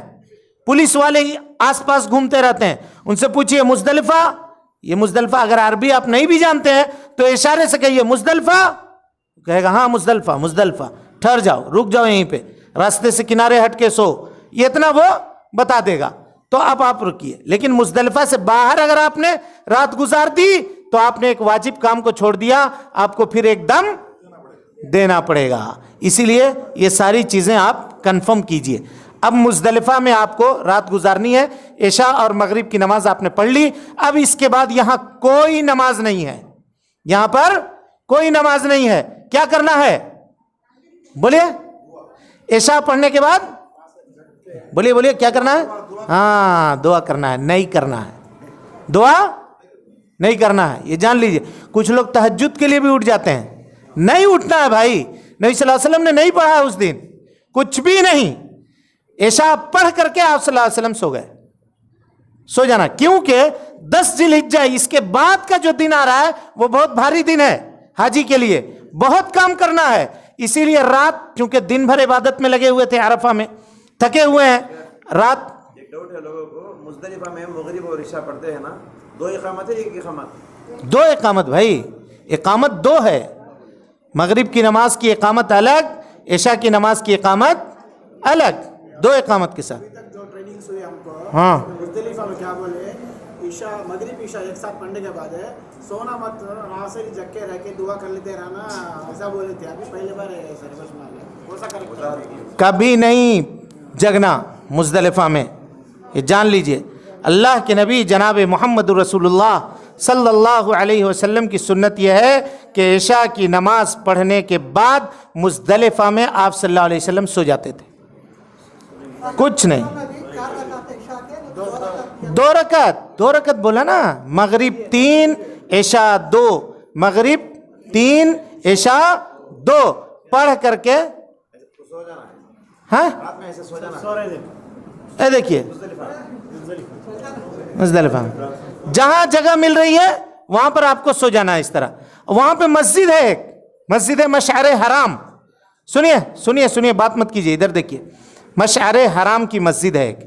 اگر موقع ملے آپ کو, قریب اگر پہنچ گئے ہیں تو مشعر حرام کی مسجد میں چلے جائیے یا آس پاس میں چلے, وہاں جماعت سے نماز ہوتی ہے.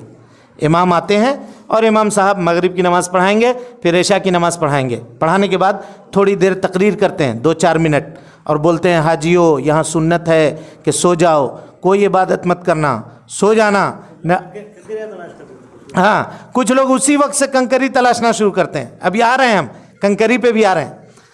اب اس کے بعد سو گئے آپ, پھر فجر کے وقت میں اٹھنا ہے آپ کو.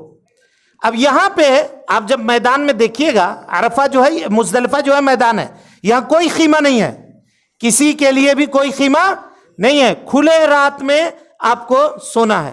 یہاں ایک چیز احتیاط کیجئے گا. وہ احتیاط کیا ہے, کبھی کبھی حج کے ایام میں بارش ہو جاتی ہے نا, تو آپ کوشش کیجئے کہ تھوڑا اونچی جگہ, یا اگر کہیں پہ زمین گیلی ہے تو کچھ نیچے اچھی چٹائی وغیرہ ڈال دیں. اگر نہیں ہے آپ کے پاس چٹائی تو 10 ریال دیجئے, وہاں پہ چٹائی مل رہی ہوتی ہے.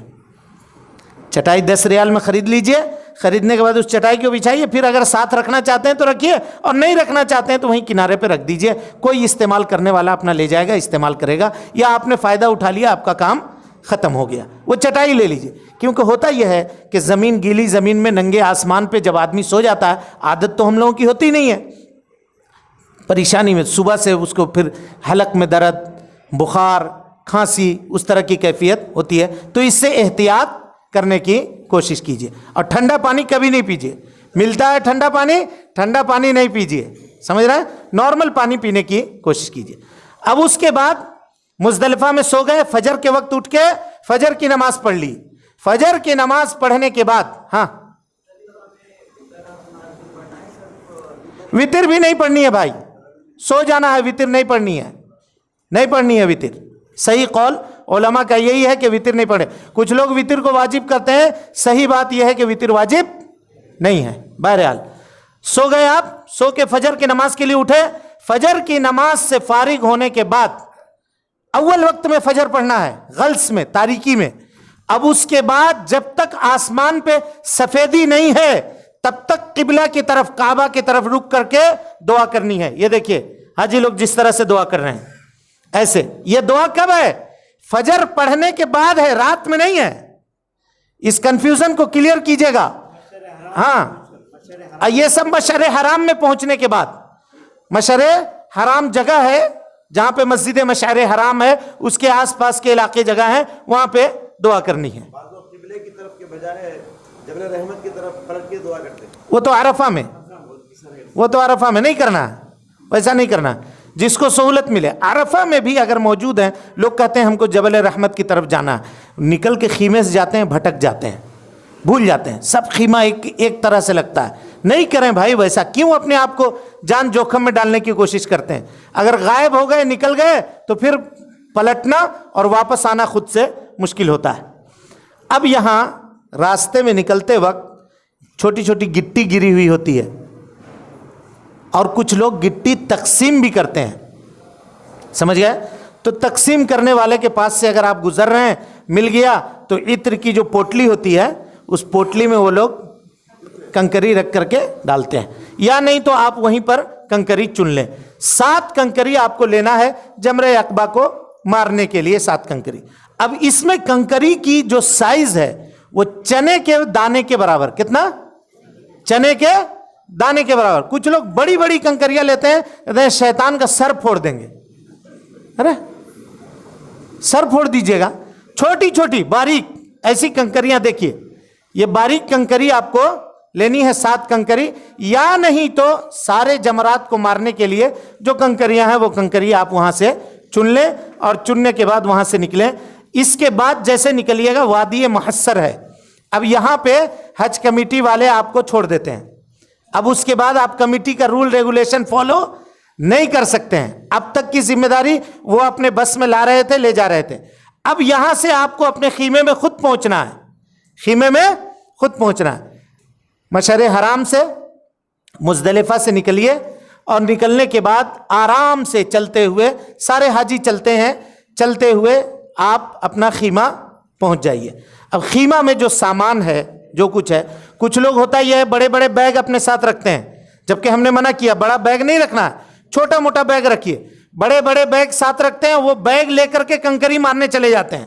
अब वहां पे जो सिक्योरिटी वाले होते हैं वो बैग छीन करके रख देते हैं, क्योंकि बैग लेके जा नहीं सकते, वहां आदमी आदमी के साथ मिला हुआ होता है। अब आप वो बैग रखिएगा, किसी से फंस जाइएगा, गिर जाइएगा, मसला होगा, तो ऐसा काम नहीं करना है। अब ये जो है ईद का दिन है, 10 जिलहिज्जा, ईद का दिन।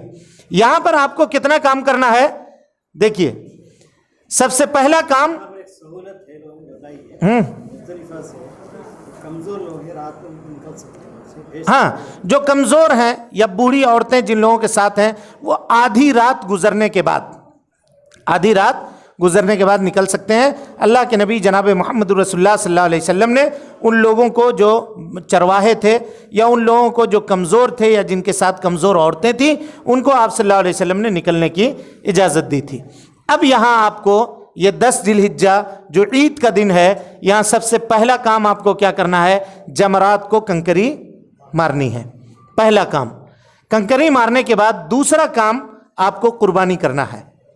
तो कुर्बानी तो आपके हाथ में नहीं है, और इस सिलसिले में हम ये मशवरा देते हैं आम तौर पर, और यहाँ भी आपको मशवरा दे रहे हैं। वहाँ आप जाइएगा, होटल में बहुत तरह तरह के लोग आपके पास आएंगे, मैं इतना कुर्बानी में कर दूंगा, मैं इतना में कर, उन लोगों पे भरोसा नहीं कीजिए।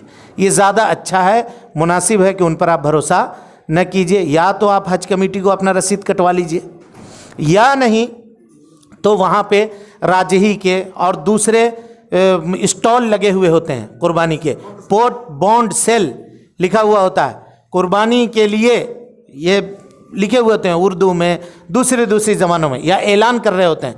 सरकारी महकमे में जा कर के आप अपना रसीद कटवाएं, ये मुनासिब ज़्यादा अच्छा है और शक और शुबह से आपको दूर रखने वाली चीज़ है।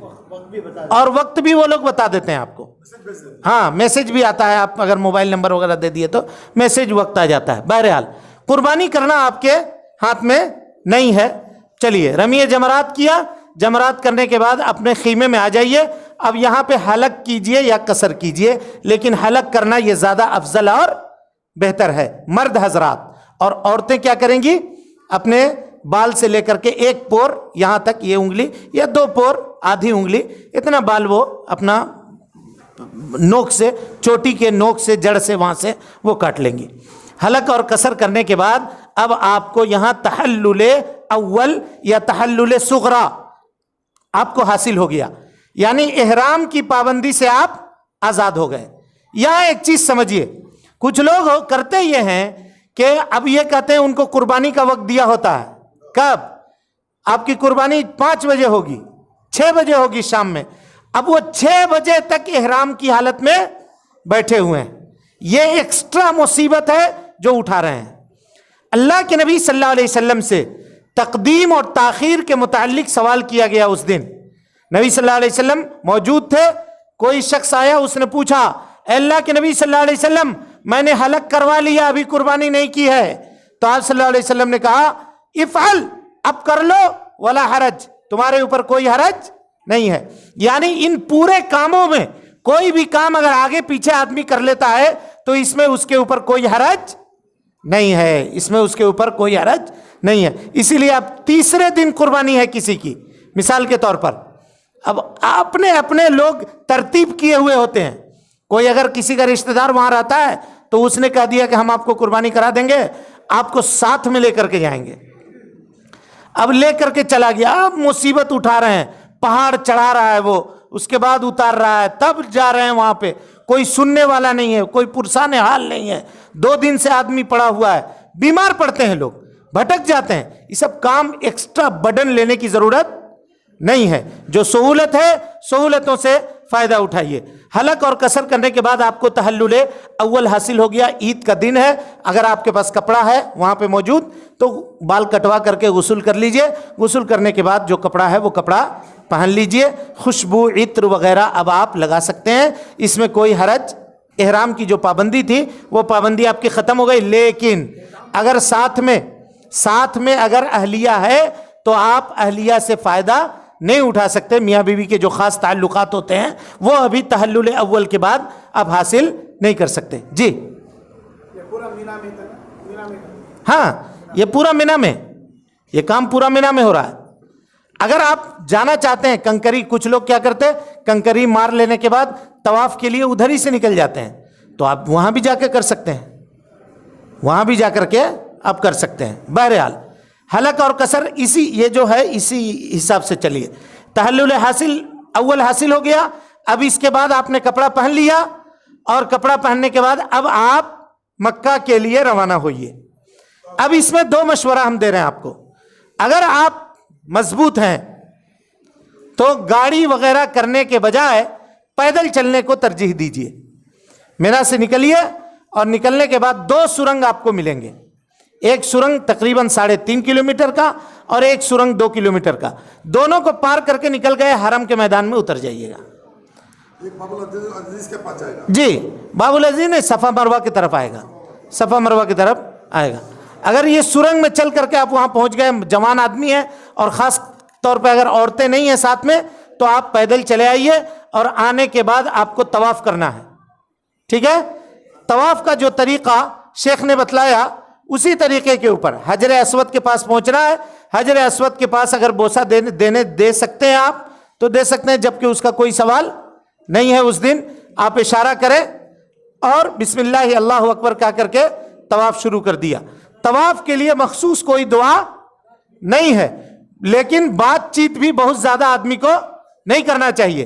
یہاں پہ ایک کنفیوژن کو دور کیجئے. ہم لوگوں کو وزارت الشؤون میں بہت سارے لوگ آ کر کے سوال کرتے تھے, کہتے تھے کہ طواف کے وقت میں خانہ کعبہ کو نہیں دیکھنا ہے. یہ لوگوں نے فتویٰ دیا ہوا ہے, طواف کے وقت میں خانہ کعبہ کو نہیں دیکھنا ہے. ایک دم بیکار بات ہے. ارے بھائی, خانہ کعبہ کے صحن میں جا کے اگر آدمی خانہ کعبہ کو نہیں دیکھے گا تو اس سے بڑا محروم اور کون ہو سکتا ہے؟ کیوں لوگوں کو مصیبت میں ڈالتے ہیں لوگ بے علمی کے طور پر گفتگو کر کے, باتیں کر کے. اب خانہ کعبہ کو دیکھیے, جی بھر کے دیکھیے, اور اس کے بعد طواف کیجئے. طواف شروع کیا. طواف کرنے کے بعد کوئی دعا مخصوص نہیں ہے, جیسا کہ ہم نے بتایا. جو قرآنی دعا آپ کو یاد ہے, جو دنیا اور آخرت کی بھلائی ہے, نبی صلی اللہ علیہ وسلم کے اوپر درود ہے, یہ آپ پڑھتے رہے. اور اس کے بعد جب رکن یمانی کے پاس پہنچے تو رکن یمانی اگر آپ کو چھونے کا موقع مل رہا ہے تو ایک مرتبہ جا کر کے دائنے ہاتھ سے آپ نے اس کو چھو دیا. اب اس کو بوسہ دینا نہیں ہے, ہاتھ کو بھی بوسہ نہیں دینا. کچھ لوگ جا کر کے رکن یمانی سے چمٹ جاتے ہیں, وہاں اپنے گال کو رگڑتے ہیں. وہ سب کام کرنے کی ضرورت نہیں ہے. عورتیں خواہ مخواہ کی پریشان ہوتی ہیں, مردوں میں وہ اختلاط کی شکار ہوتی ہیں. یہ سب کرنے کی ضرورت نہیں ہے. اب اس کے بعد رکن یمانی سے حجر اسود کا جو مقام ہے, اس میں ایک خاص دعا ہے. اللہ کے نبی صلی اللہ علیہ وسلم نے فرمایا وہ دعا کرنی ہے, ربنا آتنا فی الدنیا حسنہ وفی الآخرۃ حسنہ وقنا अज़ाबन नार वकिना अज़ाबन नार। दुआएं बनाए बाबा। हाँ, वो लोग 7 चक्कर की 7 दुआएं बनाए हैं, ये दुरुस्त और जायज़ नहीं है। मैंने बता दिया कि कोई दुआ मखसूस नहीं है, जो दुनिया और आखिरत की खैर और भलाई आप मांग सकते हैं वो मांगे। अब उसके बाद तवाफ़ कर लिया आपने, तवाफ़ करने के बाद तहल्लुल सानी, तवाफ़ और सई ये दोनों करने के बाद आपको तहल्लुल कुबरा या तहल्लुल सानी आपको हासिल हो गया। अब आप टोटली इहराम की जो पाबंदियां थी उससे आप आज़ाद हो गए। अगर आपके पास आप अगर फैमिली से हैं तो आप अपने होटल में जा कर के अपनी ज़रूरत भी पूरी कर सकते हैं। तवाफ़ सही कर लेने के बाद अब उसमें कोई हरज नहीं है। अब यहाँ पर आपको क्या करना है, 10 ज़िलहिज्जा का काम ये मुकम्मल हो गया। आगे हाँ 10 का हाँ, ये देखिए, ये एक ज़रूरी बात, जमरात में जो कंकरी मारनी है उसमें अगर कोई ज़ईफ़ हैं या कोई बीमार हैं तो वो क्या कर सकते हैं ना, दूसरों को नियाबत के लिए मुकर्रर कर सकते हैं, मेरी तरफ से आप अपनी कंकरी मार दीजिएगा। तो जिसको कहा गया कि मेरी तरफ से कंकरी मार दीजिएगा, उसको क्या करना है, पहले अपनी कंकरी उसको मार लेनी है। समझ रहे हैं? अगर मिसाल के तौर पे मियाँ बीवी आप लोग दोनों हैं, ला कद्दर अल्लाह अहलिया थक गई, वो नहीं जा रही हैं, तो आप अपने अहलिया को अपने खीमे में बिठा दीजिए, कहिए आपको जाने की ज़रूरत नहीं है, हम जा रहे हैं, आपकी तरफ से मार देंगे। तो आप क्या कीजिए, कंकरी पहले अपनी मारिए। एक जमरा के पास पहुँचे, जमरा अक़बा के पास, उसको आपने कंकरी मारी, अल्लाहु अकबर अल्लाहु अकबर अल्लाहु अकबर। कंकरी मारने में कुछ लोग देखिए, शैतान हर जगह पे लगा हुआ है आपकी इबादत को ख़राब करने के लिए। यहाँ पे कुछ लोग क्या करते हैं, कोई जूता निकाल के फेंकता है, अब उसको समझता है कि ये शैतान है, कोई गाली दे रहा होता है, कोई इतना फोर्स से इतनी जोश के साथ आता है कि सामने वाले का ख्याल नहीं, सबको गिरा देता है इधर से उधर। अब पता नहीं वहां पहुंचने के बाद बूढ़ा से बूढ़ा आदमी क्यों ना हो, उसके अंदर एक नई तरह क्या जोश पैदा हो जाता है कि दुनिया में जितना गुनाह हमसे हुआ है यही शैतान करवाया है, इससे हम बदला लेंगे, इसका सर फोड़ देंगे, ये करने की जरूरत नहीं है। और कुछ लोग कहते हैं कि शैतान है, शैतान वैतान कुछ भी नहीं है, वो समझ रहे हैं, वो एक सिंबल है। अल्लाह के नबी जनाब मोहम्मद रसूलुल्लाह सल्लल्लाहु अलैहि वसल्लम ने वहां पे कंकरी मारी थी, हमको वहां पे जाकर के कंकरी मारनी है।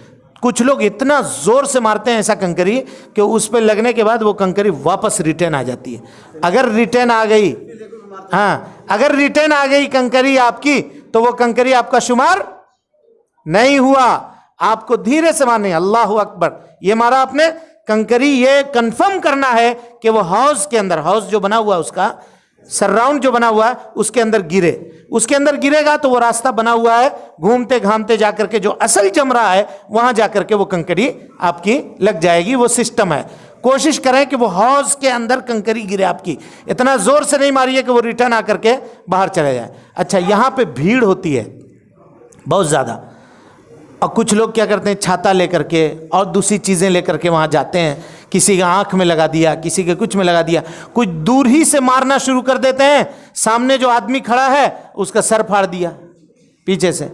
तो इस तरह के काम करने से इज्तिनाब करना चाहिए, दूसरों को तकलीफ़ नहीं देना। हज और उम्रा बाहमी ताउन का नाम है, एक दूसरे के साथ ताउन करके ये अमल करते रहना चाहिए। अब उसके बाद 10 तारीख का काम आपका मुकम्मल हो गया।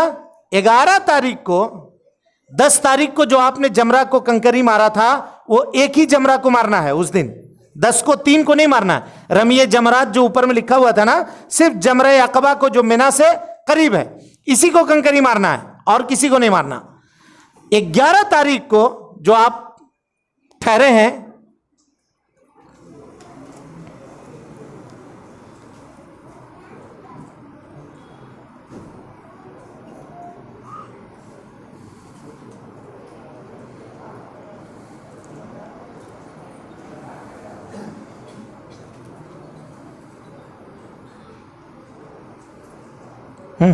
यही है अय्याम तशरीक, यानी 11, 12 और 13, इसको अय्याम तशरीक कहते हैं। इन दिनों में क्या अमल है? 11 तारीख को आपको निकलना है कब?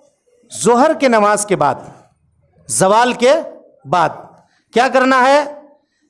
جمرہ صغرا، جمرہ وسطیٰ اور جمرہ عقبہ. پہلے دن اس کو مارا تھا، عقبہ کو. اب اس کے بعد یہاں سے شروع کرنا ہے 11 تاریخ کو. یہاں کنکری مارنی ہے. کنکری مارنے کے بعد تھوڑا سا نیچے اترنا ہے، ڈاؤن بنا ہوا ہے، تھوڑا سا نیچے اتر کر کے مکے کی طرف رک کر کے، یہ مکہ ہے، یہ جمرہ ہے، مثال ہے، یہ جمرہ ہے. یہاں آپ نے کنکری ماری. کنکری مارنے کے بعد تھوڑا سا نیچے ایسے وادی میں اترے، اور اترنے کے بعد خانہ کعبہ کی طرف رک کر کے یہاں دعا مانگنی ہے. جو دعا آپ مانگ سکتے ہیں یہ مانگے. جمرہ صغرا اس کو مارنے کے بعد پھر اس کو ماریے، پھر اس کو ماریے دوسرے کو، پھر یہاں نیچے اتر کر کے یہاں دعا کیجئے، اور پھر تیسرے کو ماریے. ساتھ کنکری اللہ اکبر کہا کے ویسی. اب یہاں دعا کرنے کی ضرورت نہیں ہے، یہاں کنکری ماریے اور کنکری مارنے کے بعد نکل جائیے. یہ 11 تاریخ کا کام ہوا. اب اس کے بعد 12 تاریخ آیا. 12 تاریخ میں بھی آپ کو یہی کام کرنا ہے. اب مینا میں رہنا ہے، اور مینا میں ہر نماز کو کیسے پڑھنا ہے؟ بولیے، قصر کر کے. 4 رکعت والی کو 2 رکعت میں اس کے وقت کے اوپر پڑھنا ہے، 2 رکعت میں اس کے وقت میں. اب یہاں پہ اگر آپ کو موقع مل گیا تو سامنے مسجد ہے، مسجد خیف. کون سی مسجد؟ مسجد خیف. اگر وہاں چاہیں تو وہاں جا کر کے نماز ادا کر سکتے ہیں. نبی صلی اللہ علیہ وسلم کی حدیث ہے، مسجد خیف وہ مسجد ہے جہاں تقریباً 70,000 انبیاء نے نمازیں ادا کی ہیں. تو آپ بھی اگر چاہیں تو وہاں جا کر کے نماز ادا کر سکتے ہیں. اب یہ 12 تاریخ کو کنکری مارنے کے بعد سورج غروب ہونے سے پہلے اگر آپ مینا کے حدود سے باہر نکل جاتے ہیں تو اب آپ کا حج مکمل ہو گیا، آپ اپنے ہوٹل جا سکتے ہیں. لیکن اگر سورج غروب ہو گیا اور آپ مینا میں موجود ہیں تو پھر 13 کو کنکری مارنے کے بعد ہی آپ وہاں سے نکل سکتے ہیں. اور 13 کو اب یہاں ایک اور چیز دیکھ لیجئے. کچھ لوگوں نے یہ فتویٰ دیا ہوا ہے کہ 24 گھنٹے میں کسی بھی وقت مار سکتے ہیں آپ کنکری. تو لہذا کیا ہوتا ہے، کچھ لوگ فجر کے بعد ہی جا کے مار کے چلے آتے ہیں، چلو ٹھنڈا ہے جا کے ہم چلے آئیں. ایسا نہیں کیجیے، ایسا نہیں کیجیے. پہلے دن جو کنکری مارنی ہے جمرہ عقبہ کو، وہ زوال سے قبل مارنی ہے، سنت ہے یہ. پہلے دن، ہاں زوال سے پہلے. دوسرے دن اور تیسرے دن جو کنکری مارنا ہے یا چوتھے دن، یعنی 11 کو، 12 کو، 13 کو، جو آدمی رک رہا ہے 13 تک، وہ اگر کنکری مارے گا تو زوال کے بعد مارے گا. حتیٰ کہ اس میں احتیاط دیکھیے، اللہ کے نبی صلی اللہ علیہ وسلم پہنچ گئے جمرہ کے پاس، اور پہنچنے کے پاس ابھی زوال نہیں ہوا تھا، آپ کھڑے ہو گئے، رک گئے سارے لوگوں کو. یہاں تک کہ مسجد خیف میں اذان ہوئی، ظہر کی اذان ہوئی، ظہر کے نماز کا وقت ہو گیا، یعنی زوال کا وقت ہو گیا. تب پھر اللہ کے نبی صلی اللہ علیہ وسلم نے زوال کے بعد جا کر کے جمرہ کو کنکری مارا. اس سے پہلے آپ نے کنکری نہیں ماری. تو یہ احتیاط ہے. ہاں پہلے نہیں مارنا ہے، بعد میں آپ مار سکتے ہیں. مطلب ہے کہ زوال کے بعد مارتے کہ بھیڑ کم نہیں ہو رہی، آپ مغرب کے بعد بھی چلے جائیے، کوئی بات نہیں. ہاں چلے جائیے، مغرب کے بعد رات میں بھی چلے جائیے، کوئی بات نہیں. لیکن رات میں ایکسٹرا پہلے دن کا نہیں مارنا ہے. نہیں، میں اصل یہ بتانا چاہ رہا تھا کہ جیسے کچھ لوگ کیا ہوتا ہے 11 تاریخ کو مارا دن میں زوال کے بعد 2 بجے، پھر یہ لوگ گئے کہاں؟ خانہ کعبہ طواف کرنے کے لیے. اب ادھر سے جب واپس آ رہے ہیں تو جمرہ دکھ گیا، تو کیا کرتے ہیں کہ اب ہم کو کل صبح میں مارنا ہے، چلو ابھی مار دیتے ہیں، ابھی مار دیتے ہیں. تو یہ نہیں کرنا. اچھا، یہاں ایک اور چیز احتیاط کرنی ہے، اہل علم نے بیان کیا ہے. کچھ لوگ کنکری اپنے ساتھ لے کر نہیں جاتے ہیں، یا ساتھی لے کر گئے، ساتھ لے کر گئے تو ایک گر گیا. اب کنکری وہ چن رہا کہاں سے؟ کہاں سے چن رہا ہے؟ وہی جمرہ کے پاس سے، وہاں سے نہیں چننا ہے. اگر کسی کی ماری ہوئی کنکری وہ ہوئی اور آپ نے اس کو چنا تو پھر اس سے آپ کا نہیں ہوگا. شیخ ابن عثیمین وغیرہ نے اس مسئلے کو اٹھایا ہے. اسی لیے کنکری آپ کو لینا ہے باہر سے. یہ چھوٹے چھوٹے بوٹل ملتے ہیں پانی کے، اس طرح کے. اس بوٹل میں آپ کچھ کنکریاں دانے کے برابر چن کر کے اپنے پرس کے اندر رکھ لیا آپ نے. اب کچھ لوگ اس کو غسل دیتے ہیں، اس میں عطر لگاتے ہیں، سمجھ رہے ہیں کہ نہیں؟ دنیا طرح کی باتیں، یہ سب کرنے کی ضرورت نہیں. یہ سب بدعت ہے. یہ سب ایک تو کہتے ہیں کہ شیطان کو مار بھی رہے ہیں، اور دوسرا یہ کہ شیطان کو دھو کر کے ماریے گا اس پتھر سے، کیا ہے؟ تو یہ سب چیزیں ہیں، اس کو نہیں کرنا ہے. جمرہ عقبہ کو کنکر مارنے کے بعد तवाफ ज़ियारत तो जाके कोई भी वक्त में आ सकते हैं वापस मीना को? आधी रात से कबल आधी रात से कबल आपको आ जाना है। ये अच्छा सवाल हुआ। कुछ लोग क्या करते हैं, देखिए 10 तारीख को कंकरी मार दिया, अब मारने के बाद होटल चले गए। होटल जाने के बाद सोचते हैं कि आज तो 10 तारीख का दिन है, ईद का दिन है। अब ईद के दिन में अच्छा से खाना उना बनाया वहाँ, और खा पी करके होटले में सो गए, मिना नहीं आए। अगर नहीं आते हैं मिना तो आपको दम लग जाएगा, दम लग जाएगा। आधी रात से कबल यानी रात का अक्सर हिस्सा आपको मिना में गुजारना है। अब होता क्या है, जोश में आदमी चला तो जाता है, तवाफ और सही करने के बाद इतना थक जाता है कि आप कदम पैर चलने के लायक नहीं रहते हैं। नतीजा ये होता है कि कदा आप थोड़ा होटल चले जाते हैं, होटल में गया, जाकर के सोया तो सो गया, अच्छी खासी नींद, या नहीं तो 11 बजे 12 बजे उठा, उठने के बाद कोई गाड़ी ली, अब गाड़ी में बैठा तो गाड़ी चलने की जगह ही नहीं है, लेते लेते चलते चलते फजर के वक्त आपको पहुंचा रही है वहाँ। अगर ऐसा मसला है तो फिर आपको दम लग जाएगा। हनफिया कहते हैं कि नहीं, ये वाजिब नहीं है, लेकिन उलमा का राज कौल ये है कि मिना के अंदर वकूफ़ जो है या मबीत मिना जो है, मिना में रात गुजारना ये वाजिब है। और अगर कोई आदमी जानबूझ करके छोड़ता है तो उसके ऊपर दम लगेगा। अगर पहला दिन तब तंग आ गया, पहले दिन आप जाके वापस आना मुश्किल हो गया, तो दूसरे दिन कीजिए, तीसरे दिन कीजिए, तो हो गया, उसके लिए तो इजाज़त है। हाँ, नहीं, अगर आप पहले दिन थके हुए हैं, सुनिए तवाफ़े ज़ियारत और सही जो करना है, अगर आप पहले दिन थके हुए हैं तो दूसरे दिन अय्याम तशरीक में 11 को कर लीजिए, 12 को कर लीजिए, 13 को कर लीजिए। और बाज़ उलमा ने यह कहा है कि आप हज के अय्याम में आखिर में भी कर सकते हैं। यानी अगर कोई आदमी बीमार हो गया, मरीज हो गया, तो वो क्या करे, हज्जतुल वदा के साथ भी अगर करना चाहे तवाफ़े ज़ियारत को तो कर सकता है। दोनों की नीयत कर ले, हज्जतुल वदा मैंने कहा, तवाफ़े वदा की नीयत कर ले और तवाफ़े ज़ियारत की नीयत कर ले एक साथ, और जाकर के दोनों तवाफ कर ले और मक्के से निकल करके चला जाए, वो कर सकता है। एक तवाफ दो नियत के साथ। बहरहाल 12 जिलहिज्जा को वापस आना हो तो मगरिब से पहले पहले आपको मिना से निकल जाना है। अगर एक कदम भी मिना के अंदर हुआ और दूसरा कदम मिना से बाहर हुआ मगरिब से पहले, तो आपको वापस हो जाना है बैक टू पवेलियन। वहीं फिर जाकर के खीमा में रुकिए, बाहर नहीं जा सकते। हाँ, अगर दम देने की जरूरत पड़ी, आदमी अगर वहाँ नहीं रह सका तो फिर अपने गाँव आकर नहीं, वो वहीं ज़बा होगा और मक्का के फुकरा में तकसीम होगा, उससे खा भी नहीं सकते। ये हमने बता दिया। मुमकिन हो तो मस्जिद खैफ में नमाज अदा करनी है, नबियों ने नमाज अदा किया। अब यहाँ ये आखिरी काम है, आखिरी काम मक्का से रुखसत होने वक्त तवाफ़े वदा करना है। अब होता ही है, आप लोग क्या है, जद्दा जाएंगे अभी, तो आप फिर कहाँ जाएंगे, मदीना जाएंगे। अब मदीना जाने के लिए आपके होटल में आकर के नोटिस लगाता है कल सुबह में 10 बजे आपको मदीना लेकर जाना है। तो कुछ लोग क्या करते हैं, इशा की नमाज़ पढ़ने के लिए गए, उसी वक्त तवाफ़े वदा कर लिया और उसके बाद वापस आया। जो आदमी ऐसा किया उसको दम लगेगा जी, जो आदमी ऐसा किया। तवाफ़े वदा करने के बाद मक्के में रात नहीं गुजारनी है, मक्के में रुकना नहीं है। कान आखिरु अहदिही बिल बैत, आपका खाने काबा से आखिरी मामला जो हो, मक्का में आखिरी काम जो हो निकलने का, वो तवाफ हो। अगर 10 बजे निकलने के लिए कहा है तो फजर पढ़ने के लिए जाइए, फजर की नमाज के बाद तवाफ कीजिए और आने के बाद अपना साजो सामान बांध करके मदीना की तरफ रवाना होइए। समझ रहे हैं? कुछ लोग एक दिन पहले ही कर लेते हैं, हम तो तवाफ़ वदा कर लिए, कुछ लोग और पहले कर लेता है। ऐसा नहीं करना। आखिरी काम मक्का से निकलते वक्त, आखिरी काम जो आपका होना चाहिए वो तवाफ़े वदा होना चाहिए। अभी वक्त है या अब उसके बाद थोड़ा बता देना है जल्दी में। ये तो हज मुकम्मल हो गया। अब उसके बाद आपको कहाँ जाना है, मदीना मुनव्वरा जाना है।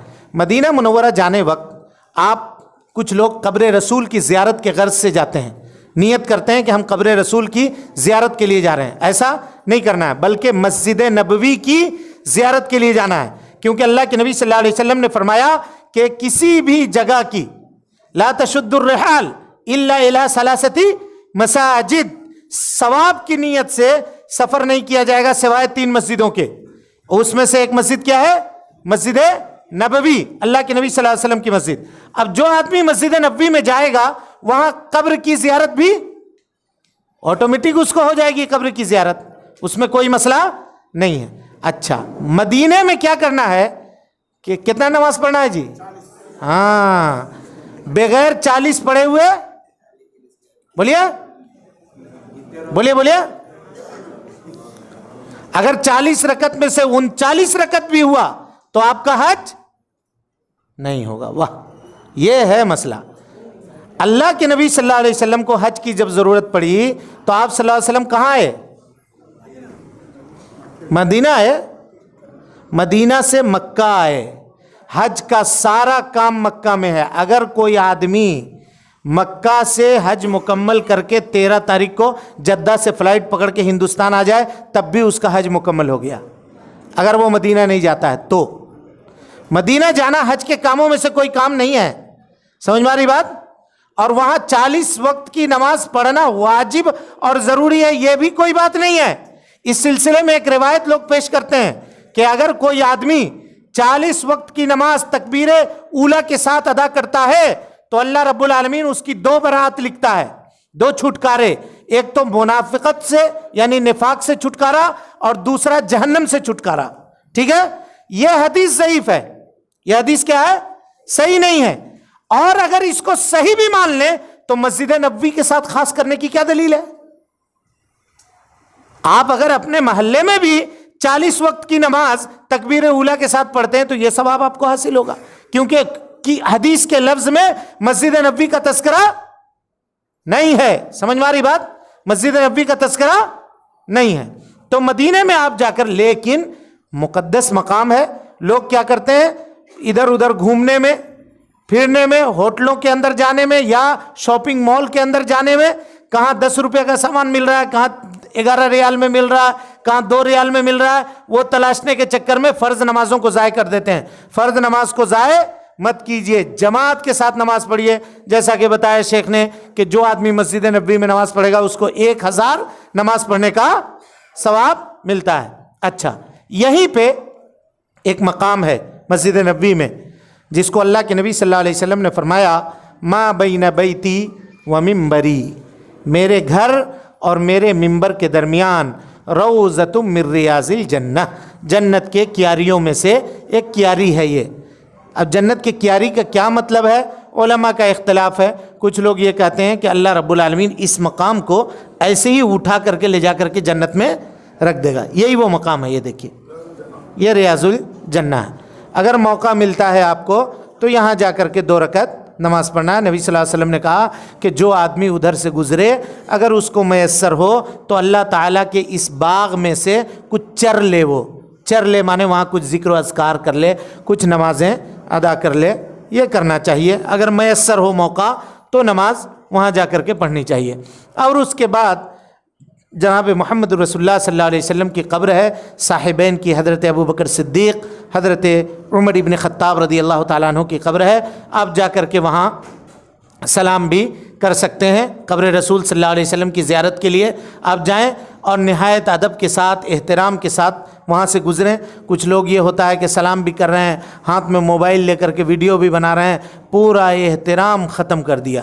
بھائی، اللہ کے نبی صلی اللہ علیہ وسلم کا احترام جیسے آپ کی زندگی میں واجب ہے، آپ کے مرنے کے بعد بھی، آپ کے اس دنیا سے رخصت ہونے کے بعد بھی آپ صلی اللہ علیہ وسلم کا احترام واجب ہے.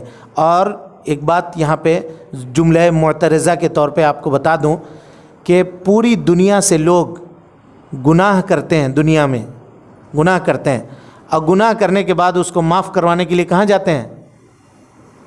بولیے. مکہ مدینہ جاتے ہیں بھائی حج کرنے کے لیے. حج کرتے ہیں، گناہ معاف ہوتا ہے نا. انہوں نے شیخ نے کہا کہ نبی صلی اللہ علیہ وسلم کی حدیث ہے من حج فلم یرفث ولم یفسق، جو آدمی حج کرے اس میں کوئی برائی نہ کرے. رجع کیوم ولدتہ امہ، جب اپنے گھر واپس لوٹتا ہے تو ویسا لوٹتا ہے گویا اس کے ماں نے آج اس کو پیدا کیا ہے. یعنی 1 دن کا 1 گھنٹہ کا جو بچہ ہوتا ہے اس کا کوئی گناہ نہیں ہوتا ہے. حج کرنے والا آدمی حج کر کے لوٹتا ہے تو اس کے پاس کوئی گناہ نہیں ہوتا ہے. تو حج سے نہ یہ گناہ معاف ہوا، اب اگر کوئی آدمی حج میں جا کر کے گناہ کرے گا تو کہاں جائے گا اس کو معاف کروانے کے لیے؟ بولیے کہاں جائے گا؟ اور اس مقام کا احترام ہے، اس احترام کا خیال رکھیے۔ پوری دنیا میں جہاں کہیں بھی اگر آپ گناہ کا ارادہ کرتے ہیں، غور سے سنیے گا اس بات کو، گناہ کا اگر آپ ارادہ کرتے ہیں تو اس ارادے کے اوپر اللہ تعالیٰ گناہ نہیں لکھے گا جب تک کہ آپ اس گناہ کو کر نہ لیں، جب تک آپ اس گناہ کو اپنے منہ سے بول نہ لیں، گناہ نہیں لکھے گا۔ لیکن مکہ اور مدینہ یہ دو ایسی جگہ ہیں جہاں اگر آدمی گناہ کا ارادہ بھی کرے تو کیا ہوگا؟ اللہ تعالیٰ دردناک عذاب دے گا۔ اللہ تعالیٰ کہتا ہے، سورہ حج کی آیت ہے، وَمَن يُرِدْ فِيهِ بِإِلْحَادٍ بِظُلْمٍ نُذِقْهُ مِنْ عَذَابٍ عَلِيمٍ۔ مکہ اور مدینہ میں آ کر کے اگر کوئی آدمی ظلم کا ارادہ کرے، گناہ کا ارادہ کرے، تو اللہ رب العالمین اس کے ارادے کے اوپر بھی اس کو گناہ لکھے گا۔ اب قبر رسول کے پاس پہنچے تو السلام علی رسول اللہ یا السلام علیک یا رسول اللہ، یہ دونوں کہہ سکتے ہیں۔ السلام علی رسول اللہ یہ کہنا یہ زیادہ مناسب اور زیادہ بہتر ہے۔ اب اس کے بعد تھوڑا سا آگے بڑھیں، وہاں پہ چھوٹے چھوٹے بورڈ لگے ہوئے ہیں، تھوڑا سا آگے بڑھ کر کے آپ کہیں السلام علی ابی بکر الصدیق خلیفۃ رسول اللہ صلی اللہ علیہ وسلم۔ اس کے بعد تھوڑا سا اور آگے بڑھیں، کہیں السلام علی عمر بن الخطاب خلیفۃ رسول اللہ صلی اللہ علیہ وسلم، یہ کہہ کر کے یہاں سے آگے بڑھیں۔ مدینہ کے قیام کے دنوں میں یہ بقی ہے، اس کو لوگ کیا کہتے ہیں؟ جنت البقی، حالانکہ یہ جنت البقی کہنا درست نہیں ہے، اس کا نام بقی غرقد ہے۔ بقی کی زیارت کے لیے جائیں، یہاں تقریباً 10,000 صحابہ کرام اس جگہ پر مدفون ہیں، اس کی زیارت کے لیے جائیں۔ زیارت قبر کی جو دعا ہوتی ہے وہ دعا پڑھیں، الگ سے کوئی اور دعا یہاں پر نہیں ہے۔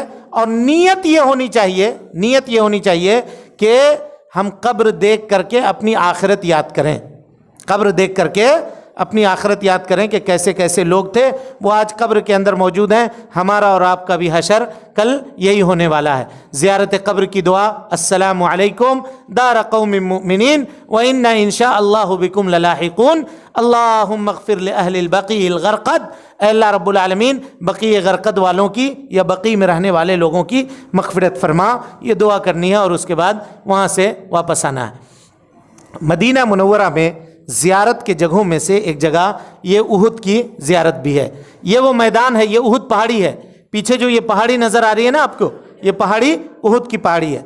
ایک کونے سے لے کر کے دوسرے کونے تک اگر آپ جائیں گے، ہم لوگوں نے ڈرائیو کر کے گاڑی چلا کر کے دیکھا ہے، تقریباً 7.5 کلومیٹر ہوتا ہے۔ کتنا؟ 7.5 کلومیٹر کی یہ پہاڑی ہے، یہاں سے لے کر کے وہاں تک۔ اس پہاڑی کے دامن میں نیچے اس جگہ پر لڑائی ہوئی تھی، میدان احد ہے یہ، ہے نا، اسی جگہ پر لڑائی ہوئی تھی۔ یہاں شہید ہونے والے صحابہ کرام جو ہیں 70 صحابہ، جس میں اللہ کے نبی جناب محمد رسول اللہ صلی اللہ علیہ وسلم کے چچا حضرت حمزہ سید الشہداء رضی اللہ عنہ، وہ بھی یہاں پہ مدفون ہیں، وہ بھی اس جگہ پہ مدفون ہیں۔ تو یہاں پہ جا کر کے آپ کو زیارت قبر کی دعا کرنی ہے اور ان شہداء کے لیے دعا کرنی ہے اور واپس آنی ہے۔ یہاں ایک چیز آپ دیکھ لیں، ہمارے ہندوستان میں خاص کر کے ان علاقوں میں نوابوں کا جب زمانہ تھا یا زمینداروں کا جب زمانہ تھا تو وہ لوگ کیا کرتے تھے؟ مسجد بناتے تھے، اور مسجد بنانے کے بعد مسجد میں کہتے تھے کہ اسی مسجد میں ہم کو دفن کر دینا۔ لہذا آپ گاؤں کھیڑے دیہات میں جا کر کے دیکھیے، مساجد کے اندر قبریں موجود ہیں۔ قبر بھائی، قبرستان مردوں کو دفن کرنے کی جگہ ہے اور مسجد اللہ کی عبادت کی جگہ ہے۔ اگر مسجد میں دفن کرنا جائز ہوتا تو اللہ کے نبی جناب محمد رسول اللہ صلی اللہ علیہ وسلم اپنے چچا کو احد میں نہیں چھوڑ دیتے، ان کو لا کر کے مسجد نبوی میں دفن کرتے یا نہیں کرتے؟ اور کچھ لوگ یہ دلیل پکڑتے ہیں کہ مسجد نبوی میں تو قبر ہے۔ مسجد نبوی میں قبر نہیں ہے۔ نبی صلی اللہ علیہ وسلم کے زمانے میں وہ حجرہ عائشہ تھا جو مسجد نبوی سے الگ تھا، اور آج بھی 3 دیواروں کے ذریعے سے اللہ رب العالمین نے اس قبر کی حفاظت کی ہے اور اس کو مسجد نبوی سے علیحدہ کیا ہے۔ ابن قیم نے لکھا ہے، اجاب اللہ نبیہ دعاہ واحاطت من 3 جدران، اللہ کے نبی صلی اللہ علیہ وسلم نے یہ دعا کی تھی کہ اللہ میرے قبر کو تو ایسا بت مت بنانا جس کی عبادت کی جائے. اللہم لا تجعل قبری وثنا یعبد. نبی صلی اللہ علیہ وسلم نے یہ دعا کی تھی, لہذا اللہ رب العالمین نے ان کے قبروں کو 3 دیواروں کے ذریعے سے محفوظ کر دیا. مدینہ منورہ میں قیام کے درمیان ایک یہ مسجد ہے, مسجد قباء, جو اسلام کی پہلی مسجد ہے. اللہ کے نبی جناب محمد رسول اللہ صلی اللہ علیہ وسلم ہجرت کر کے جب آ رہے تھے تو آپ نے قیام فرمایا تھا کہاں؟ قباء میں. اور قباء میں جب قیام کیا تھا تو وہاں اس مسجد کی بنیاد ڈالی تھی آپ نے. اور یہیں سے تھوڑا سا آگے جب آپ بڑھیے گا تو وہاں قبیلہ بنو سلیم آباد ہے, وہاں مسجد جمعہ ہے, مسجد جمعہ ہے جہاں اسلام کی پہلی جمعہ کی نماز پڑھی گئی تھی. بہرحال یہ مسجد, اس مسجد کی خاص فضیلت اسلام کے اندر وارد ہوئی ہے. فرمایا نبی صلی اللہ علیہ وسلم نے, من تطہر فی بیتہ, جو بھی شخص اپنے گھر میں پاکی حاصل کرے یعنی وضو کرے, آپ اپنے گھر میں یعنی اپنے ہوٹل میں وضو کیجئے آپ, اور اس کے بعد ثم اتی الی مسجد قباء, مسجد قباء آئیے اور یہاں 2 رکعت اگر آدمی نماز ادا کرتا ہے تو اللہ رب العالمین اس کو ایک مکمل عمرے کا ثواب دیتا ہے. اگر آپ 8 دن ہیں تو آپ اپنا شیڈول بنا لیجئے, فجر کی نماز کو مدینہ منورہ میں مسجد نبوی میں جماعت کے ساتھ ادا کیجئے, اور اس کے بعد گھر سے وضو کی نیت کر کے نکلیے کہ ہم کو قباء بھی جانا ہے. جیسے آپ باہر نکلیں گے کسی بھی گیٹ میں وہاں گاڑی والے موجود ہوتے ہیں, ریالین ریالین ریالین کہتے ہیں, قباء قباء قباء, ریالین قباء ریالین, ریالین مانے 2 ریال, 2 ریال دے دو قباء چلو. گاڑی میں بیٹھ کر کے چلے گئے قباء, جا کر کے 2 رکعت نماز ادا کی, وہاں سے باہر نکلیے, پھر وہاں کہیں گے حرم حرم حرم, ریالین 2 ریال دیجئے, گاڑی میں بیٹھیے اور حرم آ جائیے. اب 5 ریال ہے کہہ رہے ہیں, بہرحال 2020 میں 2020 میں کہہ رہا ہوں, 2019 میں 18 میں گیا تھا تو تقریباً 2 ریال تھا. بہرحال اچھا بتا دیا نا, ابھی بتا دیتے ہیں, ابھی بتا دیتے ہیں انشاءاللہ. تو یہاں 2 رکعت نماز ادا کیجئے اور اس سے آپ کو ثواب. ہاں یہاں دیکھیے یہ پوائنٹ, اس پہ غور کیجئے. قبر رسول کے پاس قرآن خوانی, نعت اور مراقبہ کرنا یہ سب کیا ہے جی؟ حرام عمل ہے. ہم لوگوں نے دیکھا ہے مسجد نبوی میں قبر رسول کے پاس بھی ہم لوگوں کی ڈیوٹی لگی ہے. خط نکلتا ہے ہر روز اتنا اتنا. کوئی آتا کہتا ہے یا اللہ یا رسول اللہ, میری بیٹی 2 سال سے MBBS کے لیے ٹرائی کر رہی ہے, ذرا اس کا سیٹ دلوا دیجئے. کوئی لا کر کے بیٹی کی شادی کی کارڈ ڈالتا ہے, فلاں تاریخ کو بچی کا نکاح ہے, ضرور تشریف لائیے گا. ارے مطلب کچھ بھی خرافات کا اڈا بنا دیا اس کو, کوئی کچھ کوئی کچھ کوئی کچھ, طرح طرح کی باتیں. اور عورتیں خاص طور پہ دیکھیے گا, آپ لوگوں کے لیے زیارت سے الگ وقت متعین ہے, عشاء کے وقت یا کسی وقت آپ روضۃ الجنہ میں جا سکتے ہیں, قبروں کی زیارت کے لیے نہیں. زیارت کہتے ہیں یعنی روضۃ الجنہ میں نماز پڑھنے کے لیے. اب وہاں پردہ لگاتے ہیں, وائٹ پردہ. عورتیں کیا کرتی ہیں, قلم لے کر اپنے ساتھ جاتی ہیں, وہ پردے میں یہاں سے لے کے وہاں تک نام لکھ کے بھر دیتے ہیں لوگ. میرا نام, نانی کی طرف سے, خالہ کی طرف سے, میری پھپھو کو بھی ایک مرتبہ بلا لیجئے, اس کو زیارت کے لیے بلا لیجئے. پھپھو اتنا دن سے تڑپ رہی ہے, مسجد نبوی نہیں آئی ہے, اللہ کے رسول ایک مرتبہ بلا لیجئے. رسول اللہ صلی اللہ علیہ وسلم بلائیں گے؟ بولیے. سب کیا کرایا کیا ہو گیا؟ ختم. اگر یہ نیت ہو گئی, شرک کر لیا اگر آخر میں جا کر کے, تو سب ختم. یہ کہنا کہ آپ بلا لیجئے تو شرک ہوا. بلانے والا حج کے لیے کون ہے بھائی؟ وہ کون ہے جو آپ کو طاقت دے رہا ہے مال کے ذریعے سے یا صحت کے ذریعے سے یا پیسے کے ذریعے سے کہ آپ مکہ جا سک رہے ہیں؟ اللہ رب العالمین. اور کچھ لوگوں کو دیکھیے گا قبر کے سامنے ہر نماز کے بعد جا کر کے کھڑا ہو جائے گا اس طرح سے, اور کہیں سے بھی ہے تو اینگل ملا لے گا کم سے کم ایسا. خبردار خبردار, کبھی بھی مت کیجئے اس طرح کے کام, کبھی بھی مت کیجئے. اب بار بار قبر میں جائیے بھی مت. کچھ لوگ ہوتے ہیں بار بار ہر نماز پڑھ رہا ہے, چپل اٹھا کر کے دوڑ کے چلا گیا. نبی صلی اللہ علیہ وسلم نے منع کیا ہے, اللہم لا تجعل قبری وثنا یعبد کہا, اور ایک جگہ کہا لا تتخذوا قبوری عیدا, لوگوں میرے قبر کو عیدگاہ مت بناؤ. عیدگاہ بنانے کا مطلب یہ ہے کہ بار بار پلٹنے کی جگہ مت بناؤ, بار بار دوڑ دوڑ کر کے قبر کے پاس آنے کی ضرورت نہیں ہے. پورے ایک سفر میں اگر ایک مرتبہ آپ قبر رسول کے پاس جا کر کے سلام کر کے نکل گئے تو وہ آپ کے لیے کافی ہے. اب یہی دیکھیے قبر رسول کے پاس جا کر کے اپنی حاجت منت اپنی ضرورت مانگتے ہیں. میرا یہ کام نہیں ہو رہا, فلاں کام نہیں ہو رہا, زمین کا کیس کلیئر نہیں ہو رہا, فلاں نہیں ہو رہا. وہ سب جا کر کے اللہ کے نبی صلی اللہ علیہ وسلم کے سامنے جا کر وہ سب کام کرنا تھا. کہاں؟ سب خانہ کعبہ میں کرنا تھا. یا وہاں بھی کرنا چاہتے ہیں تو مسجد نبوی میں کہیے اے اللہ میرے بچے کو کامیاب کر دے. اللہ تعالیٰ سے کہیے کہ اے اللہ میرے فلاں کر دے. قبر کے پاس کھڑے ہو کر کے قبر کی طرف منہ کر کے دعا کرنا جائز نہیں ہے, ہرگز نہیں. قبر رسول کے سامنے ہاتھ باندھ کر کے بے حس و حرکت کھڑے ہونا, وہی جو ہم نے آپ کو بتایا. اب وہاں ہوتا کیا ہے, ایک آدمی دیکھا دیکھی بہت جلدی کرتا ہے. اور دیکھا دیکھی کب کرتا ہے؟ جب یہاں سے سیکھ کر کے وہ نہیں جاتا ہے نا, تو جس کو جیسا دیکھتا وہاں طرح طرح کے لوگ آپ کو ملیں گے, طرح طرح کے لوگ. جس کو جیسا دیکھتا ہے ویسا فالو ہونے کی کوشش کرتا ہے, تو اس سے بچیے. دعا کر 3 نمبر میں زیارت قبر رسول کے بعد الٹے پاؤں واپس آنا. ہاں یہ چیز بھی ناجائز ہے.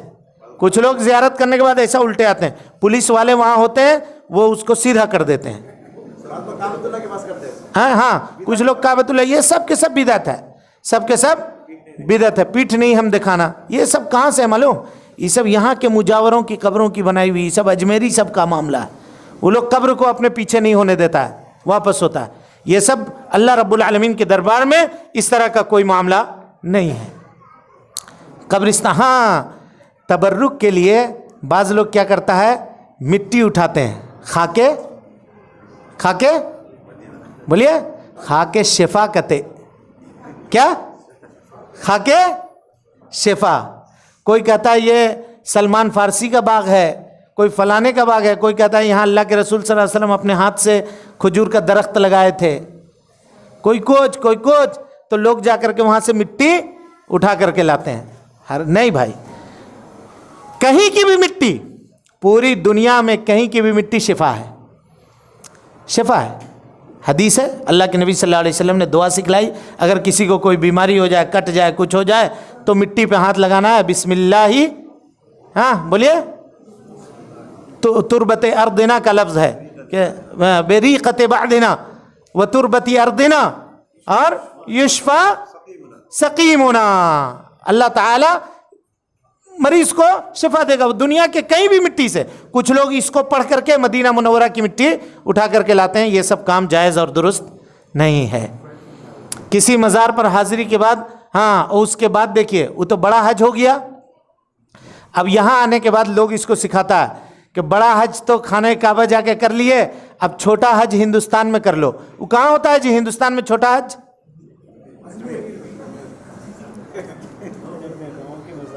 یا اپنے اپنے گاؤں کے مزار پر بھی. یعنی جو کچھ کمایا دھمایا تھا, کیا کرایا تھا, وہ سب کے سب گنوا دیا شرک کر کے. کوئی چھوٹا حج وج نہیں ہوتا ہے, اور کسی مزار وغیرہ میں جانے کی ضرورت نہیں ہے. وہاں دیکھیے کچھ لوگ تسبیح خریدتے ہیں, تسبیح 2 ریال 5 ریال 8 ریال کی بکتی ہے, لوگ جھولی بیگ بھر کر کے لاتے ہیں تسبیح. علماء کے راجح قول کے مطابق تسبیح استعمال کر کے تسبیح پڑھنا یہ بدعت ہے جی. بدعت کو فروغ مت دیجیے. اب آپ کہیے گا مکہ اور مدینہ میں بک رہا ہے, تو مکہ اور مدینہ میں بکنا کسی چیز کے جائز ہونے کی دلیل نہیں ہے. مکہ اور مدینہ میں زہر بک رہا ہے تو کیا کھا لیجیے گا؟ پینا جائز ہو جائے گا؟ بولیے نہیں ہوگا. وہ کمرشیل لوگ ہوتے ہیں, یمن وغیرہ کے لوگ ہوتے ہیں, وہ لا کر کے بیچتے ہیں. وہ تسبیح نہ تو مکے کی ہے نہ مدینے کی ہے, سب چائنا کا ہے. اور اب تو آج کل تو الیکٹرانک بھی آ گیا ہے, ہاتھ میں گھڑی کی طرح انگوٹھی کی طرح پہن کر کے لوگ اس کو نچاتے رہتے ہیں. ویسا مت کیجیے. اور اس کے بعد یہ کیا ہے, پیر پڑھوانا, کیا ہے بھائی؟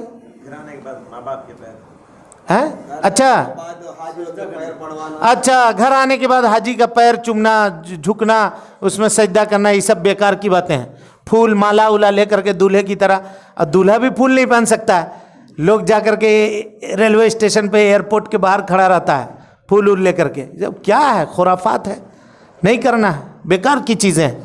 اپنے نام سے پہلے حاجی لکھنا, اور زندگی بھر اس کا پرچار کرتے رہنا کہ ہم حج کیا تھا, ہم حج کیا تھا, ہم حج کیا تھا.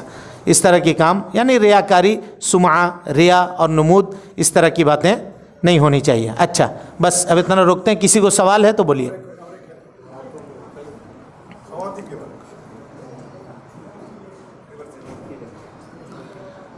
خواتین اپنے مخصوص ایام کو روکنے کے لیے دوا وغیرہ استعمال کرتی ہیں. علماء کے صحیح قول کے مطابق اس کو استعمال نہیں کرنا چاہیے.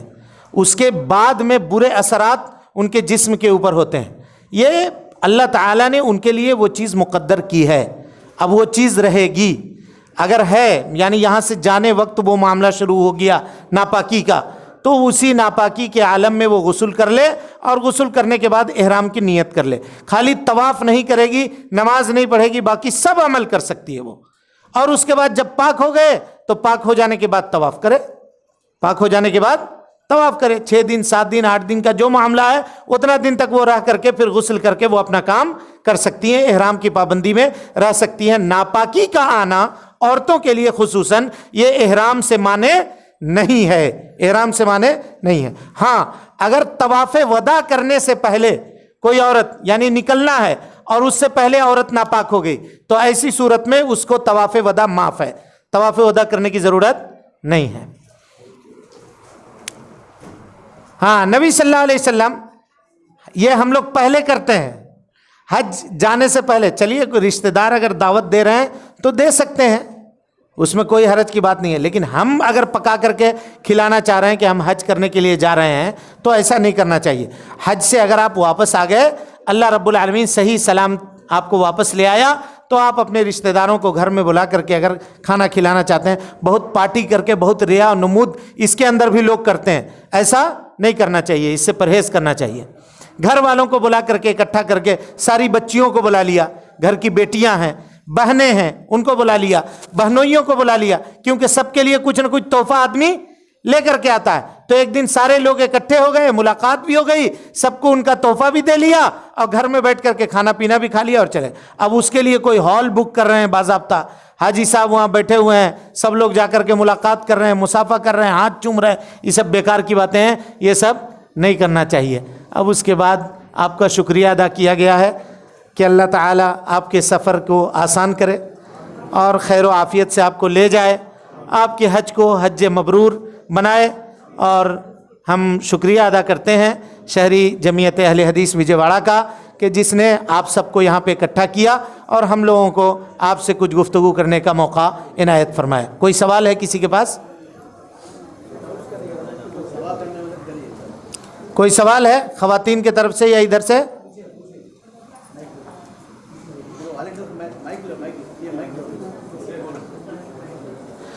ایک بات انہوں نے کہی تھی، ایک سوال پوچھا گیا تھا مسجد عائشہ سے عمرہ کا مسئلہ، تو ہم نے آپ کو وضاحت کر دیا تھا بھائی علماء کے صحیح قول کے مطابق ایک سفر میں ایک ہی عمرہ آپ کو کرنا ہے.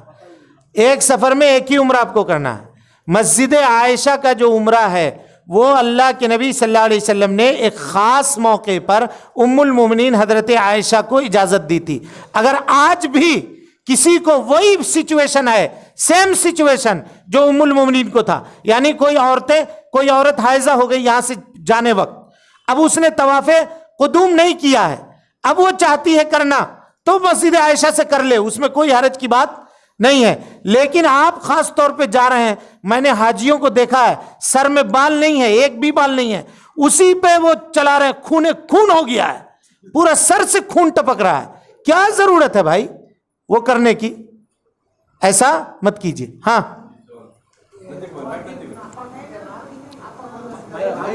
زور سے بول. ہاں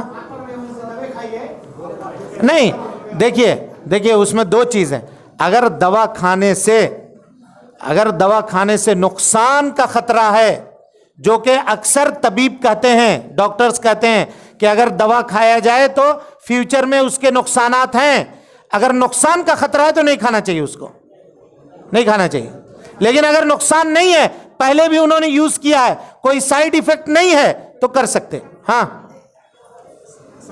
منسلام. بہت اچھا خود سے آپ کو عمرہ کے بارے میں کہہ رہے تھے اور ایک بار repetition this is not a doubt. جی سب کے لیے کیا ہے بولے تو عمرہ اور حج کے فرض کتنے ہیں، واجب کتنے ہیں، اور ایک بار بتائیں تو اچھا بتاؤ. عمرہ کے فرض کتنے ہیں، واجب کتنے ہیں، हज के लिए फर्ज कितने हैं, वाजिब कितने हैं, वो क्या है? देखिए हज के जो अरकान है ना, एक चीज़ है रुकन, एक चीज़ उम्रे के बता दें, उम्रे के बता दें। लाइए शेख को दीजिए।